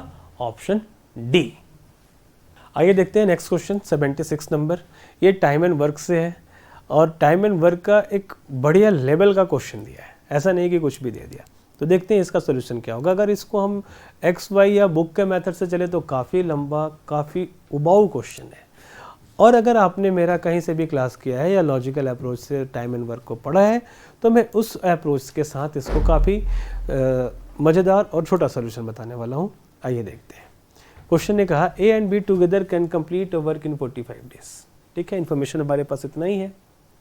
दे starts working together after 31 day B left. इसके आगे तो कोई इन्फॉर्मेशन है ही नहीं, तो यहाँ से क्वेश्चन का सोचना थोड़ा सा मुश्किल हो जाता है। तो आइए देखते हैं कैसे सोचेंगे कि A and B together, A and B together, A plus B एक साथ अगर काम करते हैं तो कितने दिन में काम खत्म कर देंगे? क्वेश्चन से देखिए कि A और B एक साथ काम करते हैं तो 45 दिन में काम पूरा हो जाता है, इन 45 डेज, और 31 दिन के बाद कोई एक चला जाता है, दूसरे का इन्फॉर्मेशन ही नहीं है। जो हम लोग एलसीएम मेथड से या लॉजिकल मेथड से पढ़ते थे उसमें 2 एटलीस्ट टाइम का यूनिट था, तब हम उसका एलसीएम निकालते थे। 2 नहीं भी है तो कोई बात नहीं, एक से ही निकाल सकते हो कि let the total work is, let total work is equal to 45। अब 45, 90, 45 के टेबल में कुछ मान दो, एक नहीं मानो या 100 नहीं मानो, कैलकुलेशन लेंथी हो जाएगा, x भी नहीं मानो। इसी मेथड से मैंने पूरा time and work, pipe and system, work and bases, time and distance, सब कुछ इसी मेथड से पढ़ाया है। तो 45 डेज के लिए 45 वर्क हमने मान लिया, तो इफिशिएंसी फाइंड करेंगे। इफिशिएंसी हमेशा 1 यूनिट टाइम पे फाइंड करते हैं। तो हम देखते हैं कि work done by A and B together in 1 day, तो 45 से 45 कैंसिल होगा, तो हम क्या कहेंगे? 1 वर्क पर डे। ठीक है, कि A and B do together 1 work in 1 day. 45 दिन में काम खत्म किए, हमने मान लिया 45 काम है। वो 45 पिलर बनाने का काम हो सकता है, 45 बिल्डिंग बनाने का काम हो सकता है, या 45 समोसे खाने का काम हो सकता है। खाने से बड़ा काम कौन है धरती पे? तो एक 45 दिन में काम खत्म हुआ तो मान दिया 45 काम है, इसका मतलब एक दिन में एक काम हो रहा होगा। यहां तक तो एकदम क्लियर होगा। नेक्स्ट टाइम देखिए क्वेश्चन क्या क्या है। एक साथ काम करना शुरू किया और 31 दिन के बाद बी ने काम छोड़ दिया। 31 दिन के बाद बी ने काम छोड़ा है, यानी 31 दिन तक काम तो हुआ है, और वो भी दोनों ने मिलकर किया है। तो एक दिन में एक काम दोनों करते हैं, तो 31 दिन में दोनों कितना काम करेंगे? 31 काम करेंगे। तो 45 में से 31 काम हो गया, तब बी गया, यानी 5 - 1 इज 4 और 4 - 3 इज 1, यानी अभी 14 काम करना बाकी है। शेष काम कितना है? 14। और रिटायर कौन हो गया? बी। तो अब ए अकेले करेगा ना ये 14 काम? बोलो हाँ। ए के लिए कितना काम बचा? 14 काम बचा है, और इस 14 काम को ये कितने दिन में करता है?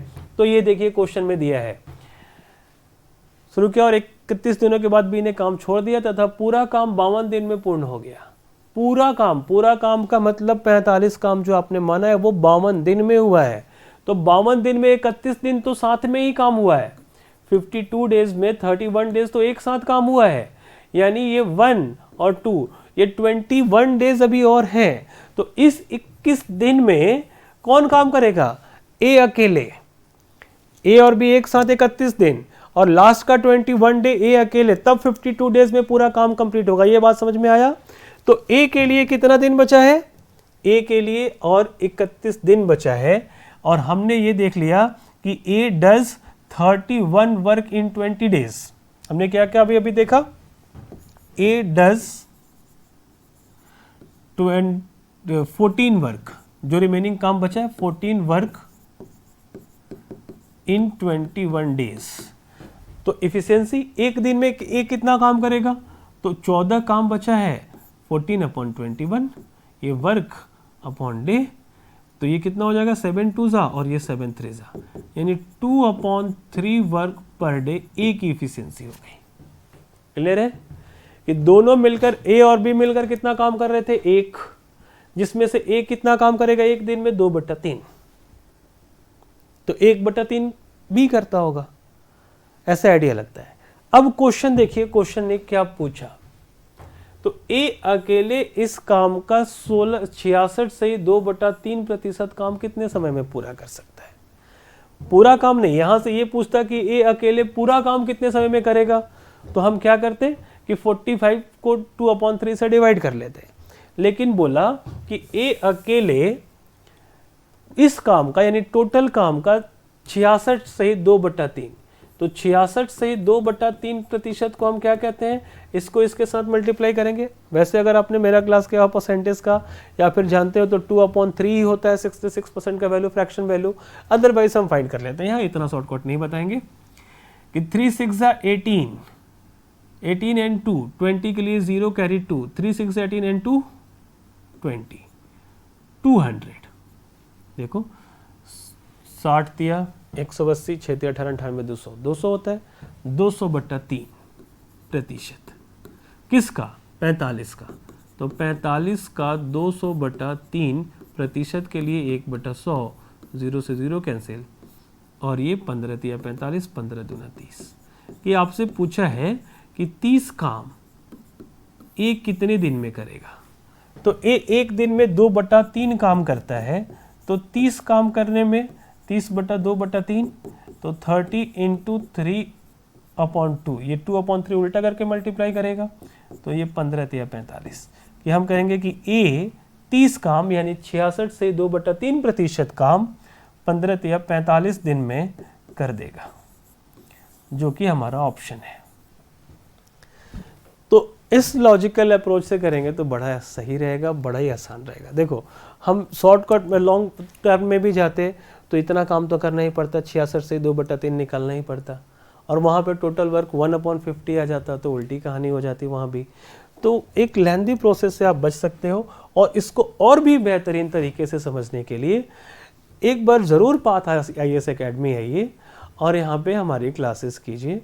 अगर आप सिर्फ मैथ का क्लास नहीं कर पाते हैं तो हमारा रिकॉर्डेड वीडियो है, उसको आप परचेज़ कर सकते हैं, उसका लिंक देख सकते हैं। उसके लिए डेमो भी अवेलेबल है, वहाँ से भी आप देख सकते हैं। इसके लिए कॉल कीजिए पाथ IAS एकेडमी को, आपको सारी जानकारी मिल जाएगी। और एक लॉजिकल अप्रोच, एक थिंक विदाउट इंक टेक्निक जो मैं पढ़ाता हूँ, उसके थ्रू आपको बड़े बड़े क्वेश्चन का काफ़ी छोटे मेथड से आंसर मिल जाएगा। आइए देखते हैं आगे। ऑप्शन क्या हो जाएगा? 45 days, option B correct answer हो जाएगा। ये एक और बेहतरीन क्वेश्चन रेट कंजम्पशन से, जो कि मैंने प्रॉफिट एंड लॉस में आपको पढ़ाया था। और ये होता क्या है? Rate into consumption is equal to expenditure. और हमने आप लोगों को पढ़ाया था, या फिर पढ़िए, कि जब आपको अगर रेट फाइंड करना हो तो एक्सपेंडिचर अपॉन कंजम्पशन हो जाएगा। कंजम्पशन मल्टीप्लाई में है तो इधर आके डिवाइड होगा, और अगर आपको कंजम्पशन फाइंड करना हो तो एक्सपेंडिचर ये वाला अपॉन रेट। तो आप देखिए रेट का रिलेशन कंजम्पशन के साथ कैसा है? उल्टा अपोजिट या इनवर्स। वो भी कब? जब एक्सपेंडिचर सेम हो। तो इसके लिए एक नोट लिखाया जाता है कि when expenditure is same then the relation between rate and consumption is inversely proportional to each other. कि अगर आपको रेट मिले कि रेट 3:4 का है और कंजम्पशन सेम है, सॉरी एक्सपेंडिचर सेम है, तो कंजम्पशन क्या होगा, इसका उल्टा 4:3 हो जाता है। ठीक है, तो अब इसी कॉन्सेप्ट के अकॉर्डिंग इस क्वेश्चन को करेंगे। यहाँ पे स्पेस कम है, तो क्या बोला है कि पेट्रोल की कीमत 28 से ही 4/7% बढ़ी। तो 28 से ही 4/7% निकालना बड़ा मुश्किल काम है, ये आसान और साधारण काम नहीं है। तो इसको भी मैंने शॉर्टकट तरीके से बताया था कि मैंने कुछ फ्रैक्शन, जो परसेंटेज है मिक्स फ्रैक्शन का परसेंटेज है, उसको फ्रैक्शन में कन्वर्ट करना सिखाया था। जैसे वो क्या था, कुछ इंपॉर्टेंट 12.5% का फ्रैक्शन बताइए, 14 2/7% का फ्रैक्शन बताइए, 16 2/3% का फ्रैक्शन बताइए। इन सारी चीज़ों को मैंने पढ़ाया था। और मेरे हिसाब से परसेंटेज का वैल्यू क्या होता है, 1/100। कि परसेंटेज को अगर मैथमेटिकली रिप्रेजेंट करेंगे आप, तो इसका वैल्यू होता है 1/100। अब ये देखिए, ये तो 12.5 मिक्स फ्रैक्शन में है, तो 12 दूना 24 और 1 25/2। आपने मिक्स फ्रैक्शन को ब्रेक किया, परसेंटेज के लिए आपको मल्टीप्लाई करना होगा 1/100 से, तो ये 4 क्या हो गया इसका फ्रैक्शन, 1/8। अब इसका वैसे ही 14 7 98 और 2 100, 100/7 परसेंट के लिए 1/100, तो इसका फ्रैक्शन क्या हो जाएगा, 1/7। वैसे ही 16 2/3% का वैल्यू क्या हो जाता है, 1/6। अब फाइंड करके देखना। अब बात आती है कि अगर हमें इस पूरे को डबल करना होगा तो ये क्या हो जाएगा, तो 12 में मल्टीप्लाई होगा किससे, 12 में हमें मल्टीप्लाई करना 2 पड़ेगा, 2 से, 12 दूना 24 होता है, और इसको न्यूमरेटर से यानी 2 एकम 2/2। ठीक है, तो ये कितना हो जाएगा, कट के 1, तो 12.5 और 1 प्लस हो गया 25 हो जाता है। लेकिन अगर इसमें मल्टीप्लाई करोगे 2 से, तो क्या होगा, 14 में भी 2 से मल्टीप्लाई होगा, तो 14 दूना 28, और इसमें भी होगा 4, और ये तो एज इट इज रहेगा। तो इधर भी 2 से मल्टीप्लाई करना होगा, तो ये हो जाएगा 2/7। देखो ये आपको मिला था ना 28 4/7%, अभी क्वेश्चन में 28 4/7%, तो ये तो 14 1/7 का डबल है। तो अगर आपने क्लास किया है तब तो आपको देखते ही पता चल जाएगा कि 28 4/7% का फ्रैक्शन वैल्यू 2/7 होता है। ये उन स्टूडेंट के लिए जिन्होंने मेरा क्लास किया। अब जिन्होंने मेरा क्लास नहीं किया उनके लिए देखिए, उनके लिए मैं क्या सजेस्ट करूंगा कि आपको एक बार 28 4/7% को 28 4/7% को पहले भिन्न में बदल लो, तो आपका सारा सोल्यूशन खत्म हो जाएगा, अदरवाइज ये क्वेश्चन बड़ा हो जाता है। तो ये कैसे होगा, 7 को 28 से मल्टीप्लाई किए तो 7 8 56, 7 8 56, कैरी 5, और 7 2 14 एंड 5 19, और 4 प्लस 4/7 यानी 200/7, और परसेंटेज के लिए 1/100 हमेशा 1/100 कट गया, क्या मिला 2/7। इसका मतलब है कि अगर हमारा रेट पहले 7 का होगा तो 2 बढ़ जाएगा। ये भी मैंने फ्रैक्शन में कई सारे चैप्टर तो इसी सिर्फ इतने से पढ़ा दिया है। वो किस कॉन्सेप्ट पे कि मान लो आपने मैथ का एग्जाम दिया है और मैथ के एग्जाम में आपको 90 नंबर मिले हैं और टोटल पेपर कितने का था, 100 का। तो कभी ऐसा लिखा हुआ देखा 100/90, इसका मतलब क्या होगा, आप बड़ी बातें समझ रहे हो। तो आपको मिलता कैसे है 90/100, कि 100 नंबर का पेपर था जिसमें से 90 नंबर हमें मिले। 100 नंबर का पेपर था जिसमें से 90 नंबर मिले। तो टोटल वैल्यू नीचे होता है, डिनोमिनेटर में होता है, और जो वैल्यू के बारे में बोली जा रही है वो न्यूमरेटर बनता है जो मिला है। तो ये क्या हो गया कि 28 4/7% वृद्धि होती है, यानी 7 ओरिजिनल प्राइस था तो 2 बढ़ेगा, तो 7 से बढ़ के 2 कितना हो जाएगा 9, यानी रेट पहले 7 होगा तो अब बढ़ा हुआ रेट कितना होगा 9 का होगा। क्लियर। तो कंजम्पशन, अब क्या बोला कंजम्पशन, क्वेश्चन ने बोला कि कंजम्पशन पे सिर्फ 17% की वृद्धि हो। तो देखो पहले हम क्या सॉल्व करेंगे कि कंजम्पशन में कुछ भी वृद्धि ना हो, कंजम्पशन सेम रहे, तब क्या होगा ये 9:7 हो जाएगा, उल्टा हो जाता है। अब कंजम्पशन में 17% की वृद्धि हो यानी खपत में, तो 17% हम क्यों बढ़ाएंगे खर्च, ज़्यादा खाने के लिए, तो जो खर्च बढ़ाते हैं उसका डायरेक्ट इफेक्ट कंजम्पशन पर पड़ता है। हर रोज हम 100 रुपए की चीनी खाते थे, आज हम 120 रुपए की चीनी खाना चाहते हैं, तो हर रोज से 20 रुपए की चीनी ज़्यादा मिलेगी ना। तो बस इस कॉन्सेप्ट को यूज कर देंगे कि 17% बढ़ा देंगे अपना कंजम्पशन।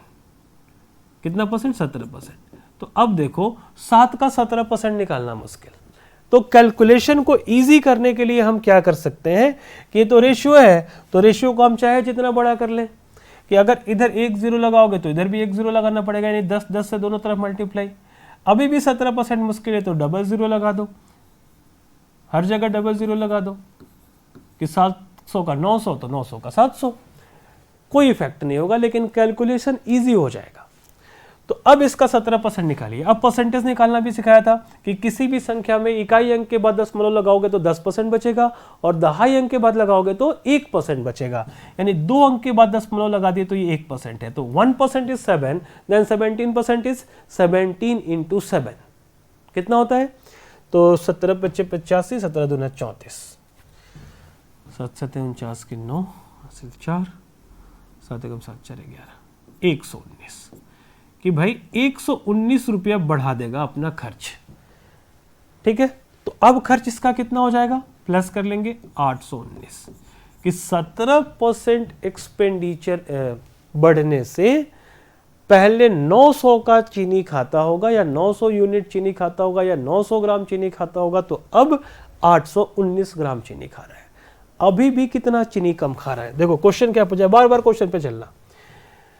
पेट्रोल की कीमत इतना बढ़ गई, अच्छा तो पेट्रोल था, मैंने चीनी कर दिया था, तो पेट्रोल की खपत प्रतिशत में कितनी कम कर देनी चाहिए ताकि खर्च 17% की वृद्धि हो?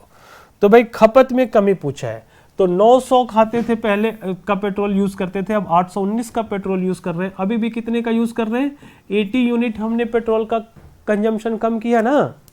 तो 80 इज व्हाट परसेंट ऑफ, कहां से? 900 से हम 819 पे पहुंचे हैं, तो 900 से 0099 से 81, यानी 9% डिक्रीज, कि हमें जो पेट्रोल का कंजम्पशन है वो 9% कम करना होगा और उसका एक्सपेंडिचर 17% बढ़ाना होगा, तभी होगा।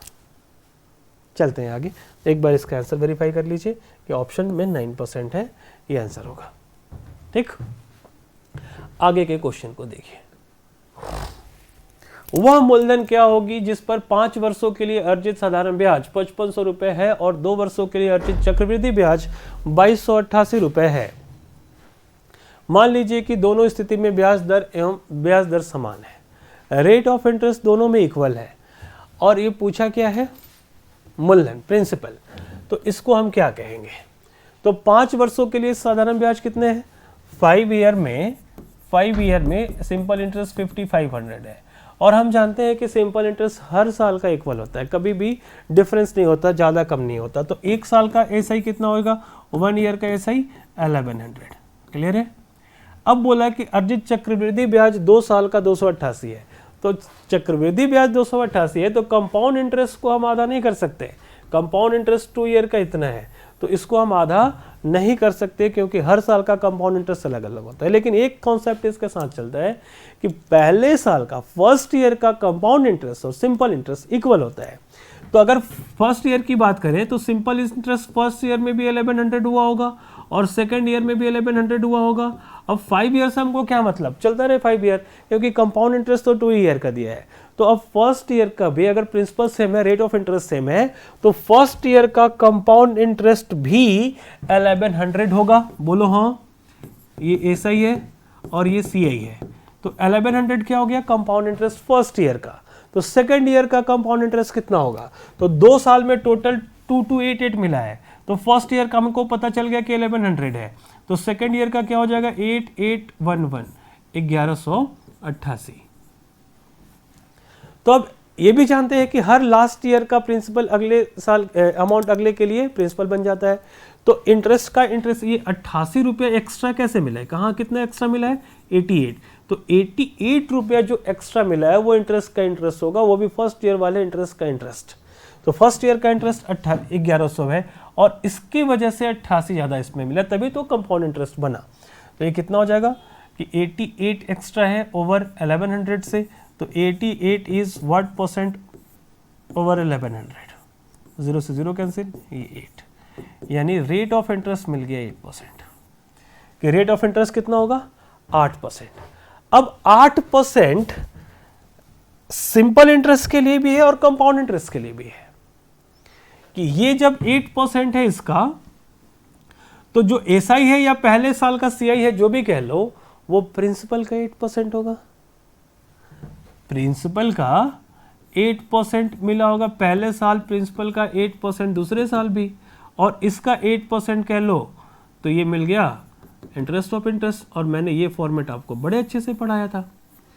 तो अब 8% का वैल्यू एक बार हो जाएगा 1100, तो प्रिंसिपल कितना होगा, तो 8% इज इक्वल टू 1100, क्योंकि ये भी 1100 फर्स्ट ईयर का ऐसा ही है, और वो प्रिंसिपल का 8%, ध्यान रखना बार बार इसको।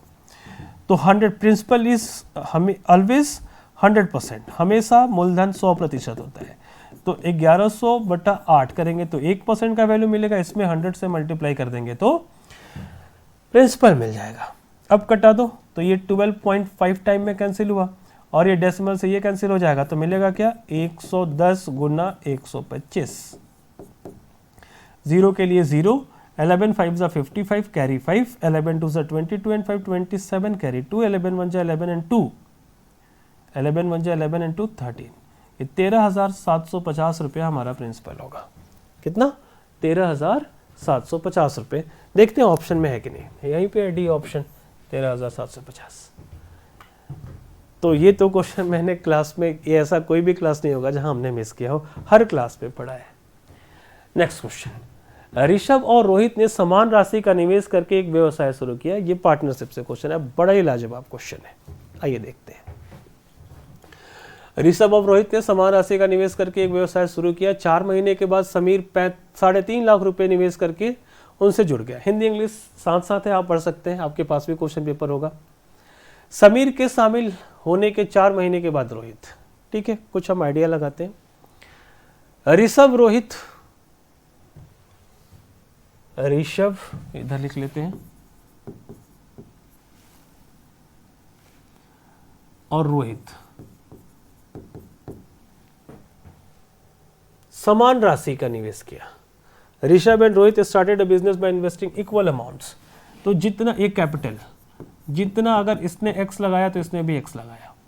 4 महीने के बाद समीर 3.5 लाख रुपए लगाया। समीर, एस फॉर समीर, 3.5 लैक्स, ये x लैक्स, ये भी x लैक्स, ठीक है। समीर के शामिल होने के 4 महीने के बाद रोहित अपना निवेश वापस लेकर व्यापार छोड़ देता है। वर्ष के अंत में व्यवसाय में इतना का लाभ हुआ, यानी ये पूरा का पूरा बिजनेस 1 साल तक चला है और 4 महीने के बाद आया। तो हम टाइम का कैलकुलेशन करते हैं। टाइम 4 महीने के बाद आया है तो ये कितना दिन तक रहेगा, 12 - 4 इज 8 मंथ। समीर 8 महीने तक ही रहेगा। और समीर के शामिल होने के 4 महीने के बाद रोहित अपना पैसा वापस लेकर व्यवसाय छोड़ देता है। यानी 4 महीने तक के बाद तो समीर आया था, तो 4 महीना तो रोहित रहा था। कौन छोड़ा है, रोहित। और उसके 4 महीने तक और रहा, तो 4 + 4 4 + 4 8 मंथ तक रोहित भी रहा। और ये सब पूरे के पूरे 12 महीने रहा होगा, क्योंकि इसके बारे में कुछ नहीं बोला है। तो हमें टाइम मिल गया, हमें कैपिटल मिल गया। तो हम क्या जानते हैं कि capital into time is equal to profit. अब आगे देखो,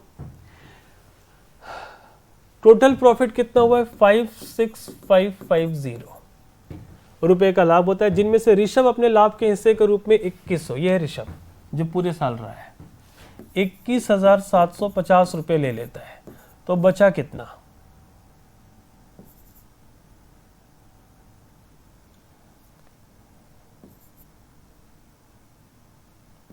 34,800 रुपया।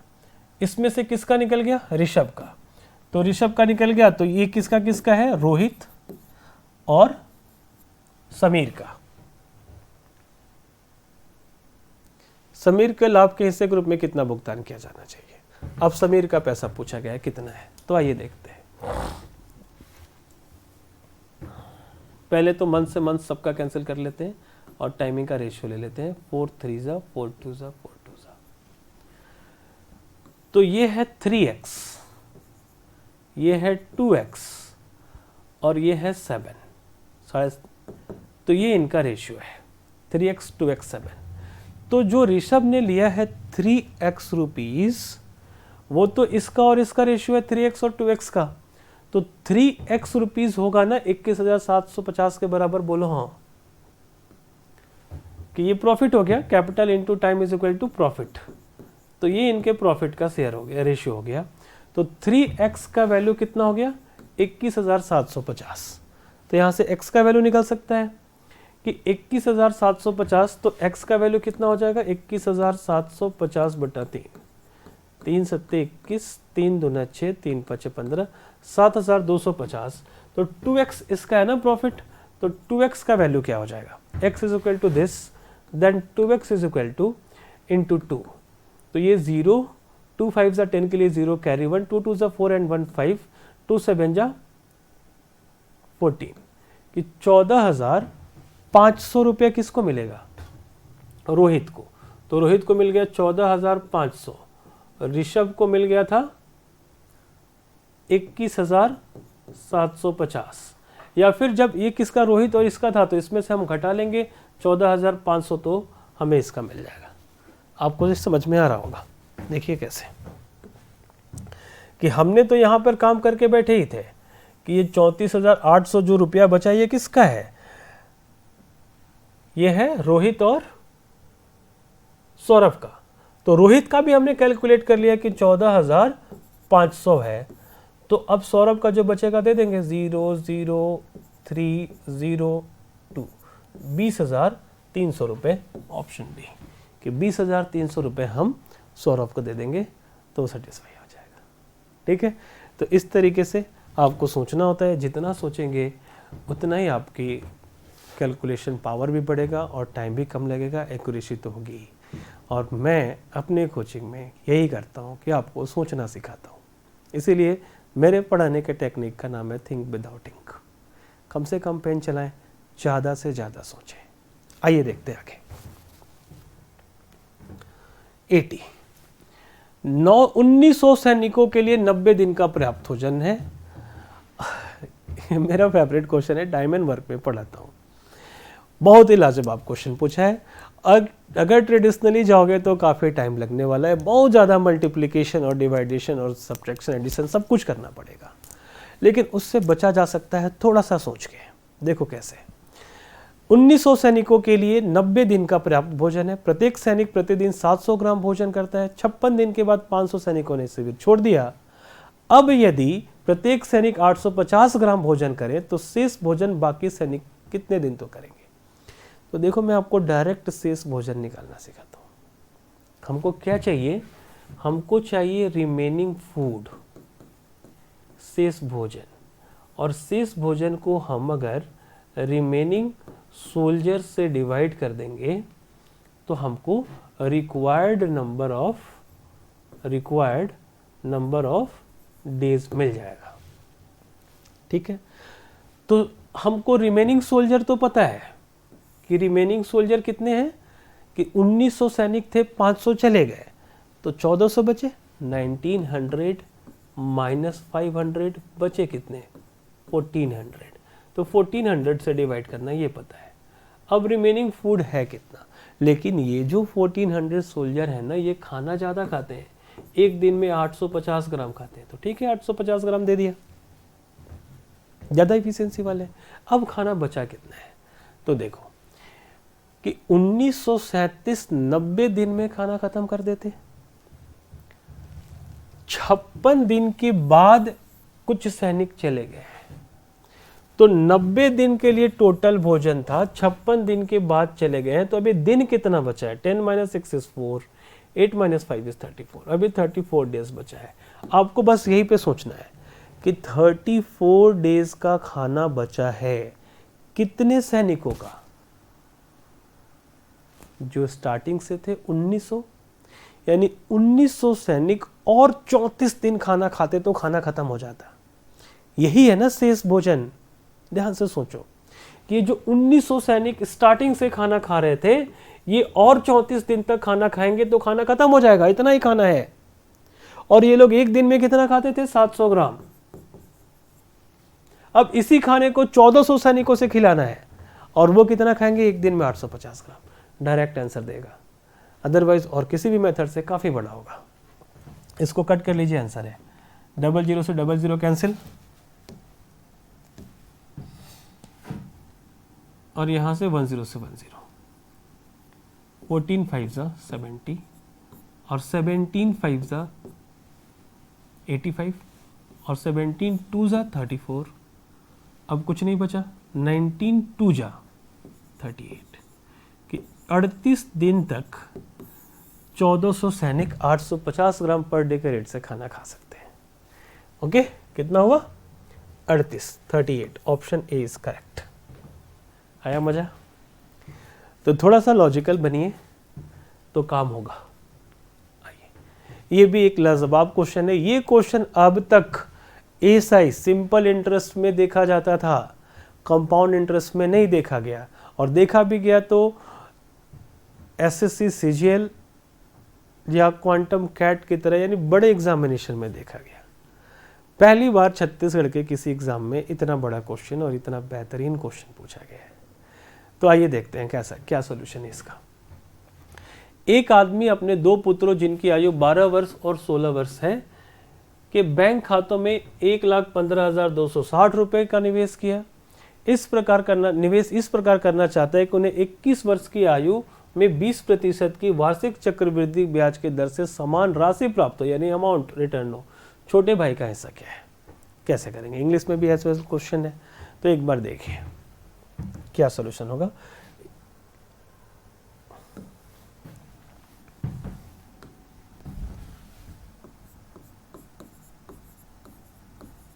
इस पैसे को ये 2 बेटों में ऐसे बांटना चाहते हैं। एक बेटे का उम्र कितना है? 12 वर्ष का है, और दूसरे बेटे का उम्र कितना है? 16 वर्ष का है।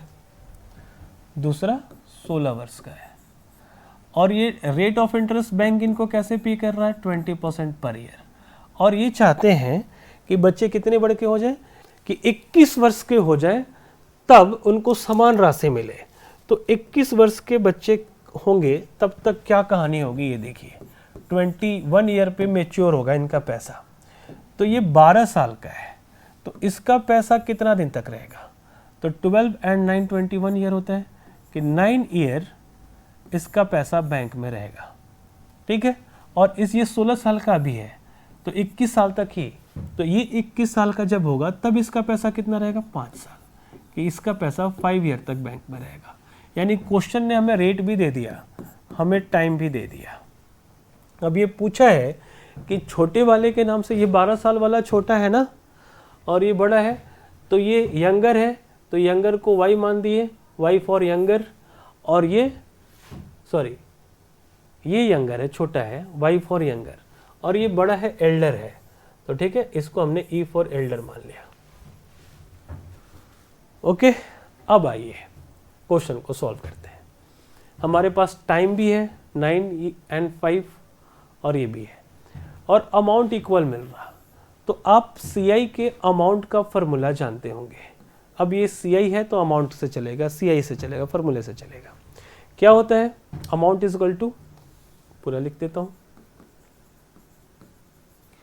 Amount is equal to principal into rate, principal into 1 plus R upon 100 to the power T। ये होता है अमाउंट का फॉर्मूला।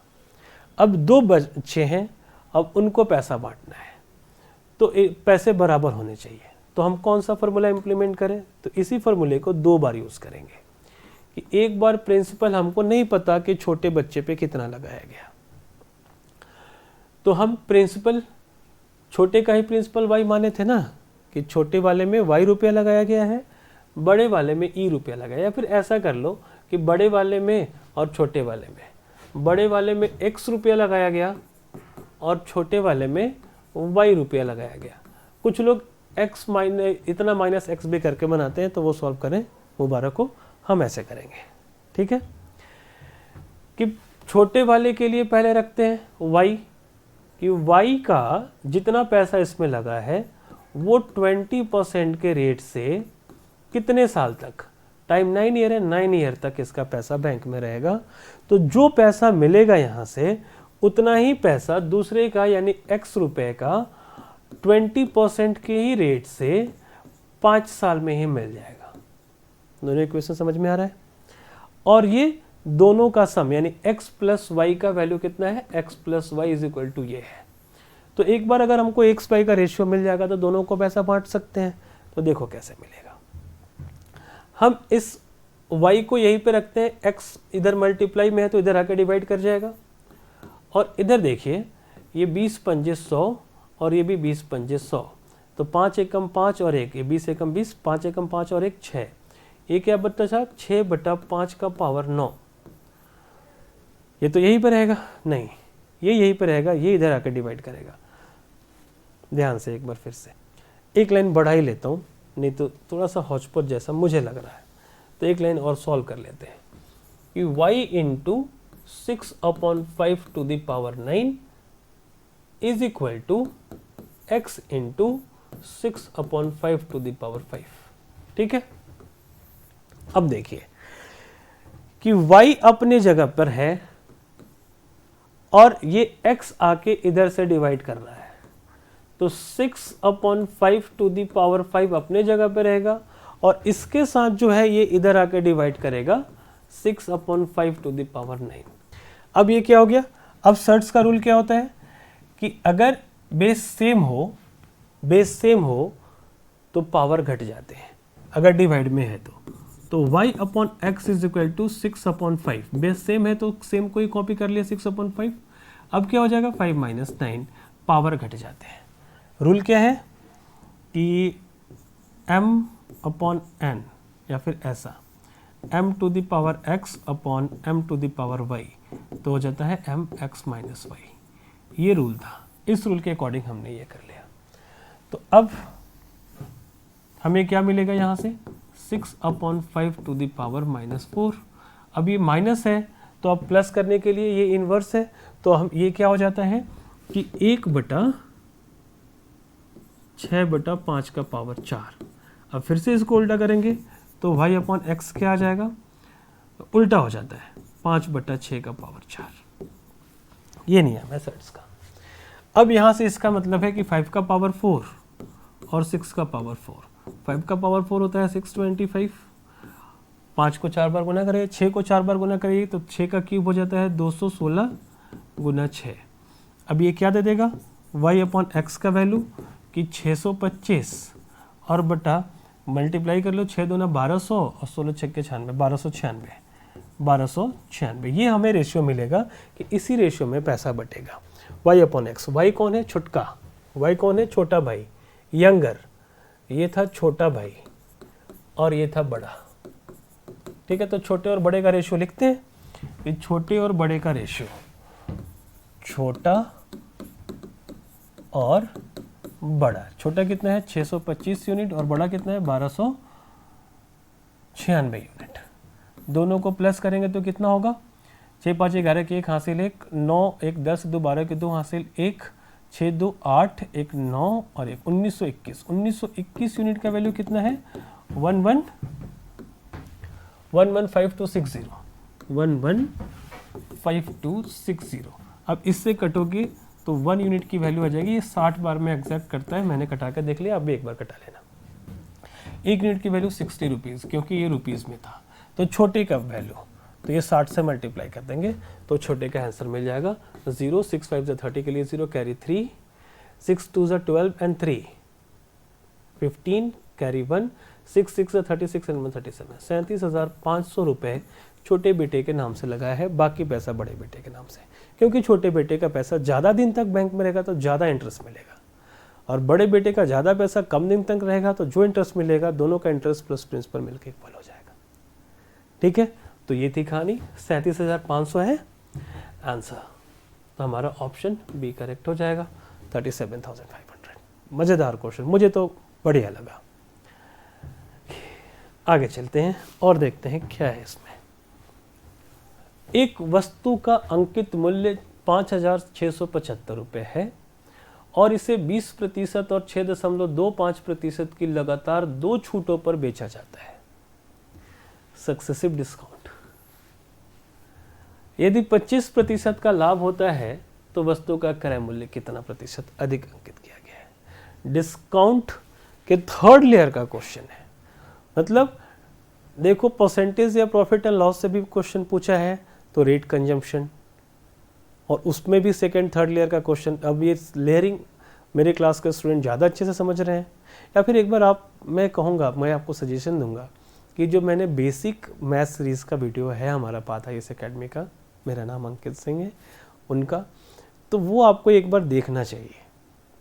आप देखो, यकीन मानो आपको मज़ा आएगा और मैथ्स के बहुत सारे टर्म्स क्लियर हो जाएंगे। एक बार ज़रूर देखना चाहिए आप लोगों को, वो वीडियो काफ़ी सस्ते में अवेलेबल है।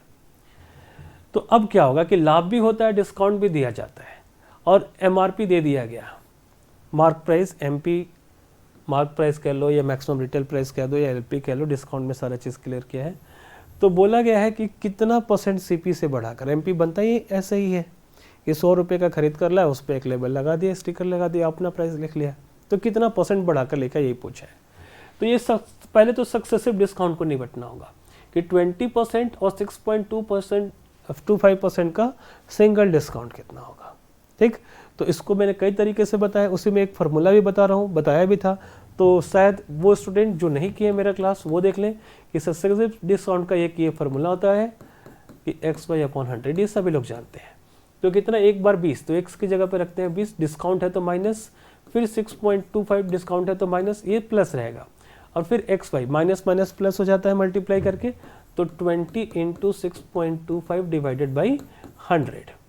अब देखो ये डॉट कटेगा तो नीचे एक और 100 ले लेगा। अब 25 जा और 125 5 जा और फिर 25 4 जा 25 5 जा, यानी 5/4। तो क्या बचा, तो माइनस माइनस ये -26.25 और प्लस ये 5/4 को क्या कहते हैं 1.25, तो ये कितना हो जाएगा -25%। -25% का मतलब क्या है कि single discount of 20% and 6.25% is equivalent to 25% discount. ठीक है, यानी क्वेश्चन अब क्या बन गया, क्वेश्चन बन गया कि हमने डिस्काउंट दिया है किसी आर्टिकल का 25%, इस दोनों का डिस्काउंट किसके बराबर होगा 25% के बराबर, ये सॉल्व करके बताया, और प्रॉफिट भी हुआ है 25%। अब आपको और एमआरपी दिया गया है 5675 रुपीस, बताना है कि सीपी से कितना ज्यादा, what % above the CP MRP is marked, ये निकालना है। तो अब मैंने इसके लिए एक रेशियो पढ़ाया था। अब वो रेशियो क्या पढ़ाया था वो देखिए कि मैं डायरेक्ट आपको एमआरपी और सीपी, यानी सीपी और एमआरपी का रेशियो निकालना सिखाया था कि डिस्काउंट के 50% से भी ज़्यादा क्वेश्चन सीपी और एमआरपी से रिलेटेड होते हैं, कि जहां प्रॉफिट एंड लॉस यानी परसेंटेज या लॉस, प्रॉफिट या लॉस की बात बोल दे तो प्रॉफिट एंड लॉस सीपी के ओवर कैलकुलेट होता है, और प्रॉफिट एंड लॉस में सीपी को 100% माना जाता है, और डिस्काउंट भी एमआरपी के ऊपर कैलकुलेट होता है और डिस्काउंट को भी 100% माना जाता है, सॉरी एमआरपी को 100% माना जाता है। लेकिन ये तय है कि एमआरपी सीपी से बड़ा होता है, तो इसलिए मैंने एक लॉजिकल वे में बता दिया था, बाकी इसका थ्योरम पूरा है, इसको समझाया जाएगा क्लास में। अभी देखिए कि आप ही बताइए कि सीपी से एमआरपी बड़ा होता है, तो एमआरपी को बड़ा करने के लिए भी दोनों 100% है, प्लस करना पड़ेगा और इसको माइनस करना पड़ेगा छोटा करने के लिए। अब आपने कहा कि प्रॉफिट हुआ है 25% का और डिस्काउंट मिला है 25%, तो आप बताओ डिस्काउंट हमेशा नेगेटिव होता है और प्रॉफिट हमेशा पॉजिटिव होता है, तो अब डिस्काउंट 25% नेगेटिव के साथ जाएगा, यानी 100% माइनस डिस्काउंट % और 100% प्लस प्रॉफिट %। ये सीपी और एमआरपी निकालने का फॉर्मूला है मेरे अकॉर्डिंग। अब इसका पूरा थ्योरी है, वो आप क्लास में पढ़ना, अभी आप शॉर्टकट से काम चलाओ। तो अब सीपी का रेशियो क्या हो जाएगा 100% माइनस 25% इज टू 100% प्लस 25%, यानी 75 इज टू 125%, से % कैंसिल। इसका मतलब ये है कि 75 रुपये का कोई सामान खरीद कर लाया गया है और उसका एमआरपी 125 रुपये लगा दिया गया है, तो कितना यूनिट बढ़ाया गया, तो 50 यूनिट इंक्रीज किया गया। अब परसेंट इंक्रीज क्या हो जाएगा, 50 इज व्हाट परसेंट ऑफ 75, तो 25 3 और 25 2, तो ये हो गया 200 डिवाइडेड बाई 3, इसको कहते हैं 66/3%। सीपी को एमआरपी इतना बढ़ा के अंकित किया गया है ना मजेदार। इसको भी, ये भी आपको पाथाईएस एकेडमी के फ्री वीडियो में मिल जाएगा, जो बेसिक मैथ सीरीज है उसका जो डेमो है वहाँ से मिल जाएगा, डेमो वीडियो में आप देख सकते हैं, आप एक बार कॉल कर सकते हैं पाथाईएस एकेडमी को। आगे आइए, अब इसमें क्या है क्वेश्चन ने, ऑप्शन 66 2/3%, ये हमारा हो जाएगा। वीडियो काफ़ी लंबा हो रहा है तो हम इसको एक और पार्ट लेकर आते हैं जिसमें स्टैट्स के क्वेश्चन, एडवांस मैथ्स के क्वेश्चन रहेंगे, क्योंकि इसके आगे शायद एडवांस मैथ्स के ही मैक्सिमम क्वेश्चन है। ठीक है, मिलते हैं हम लोग दूसरे वीडियो के साथ।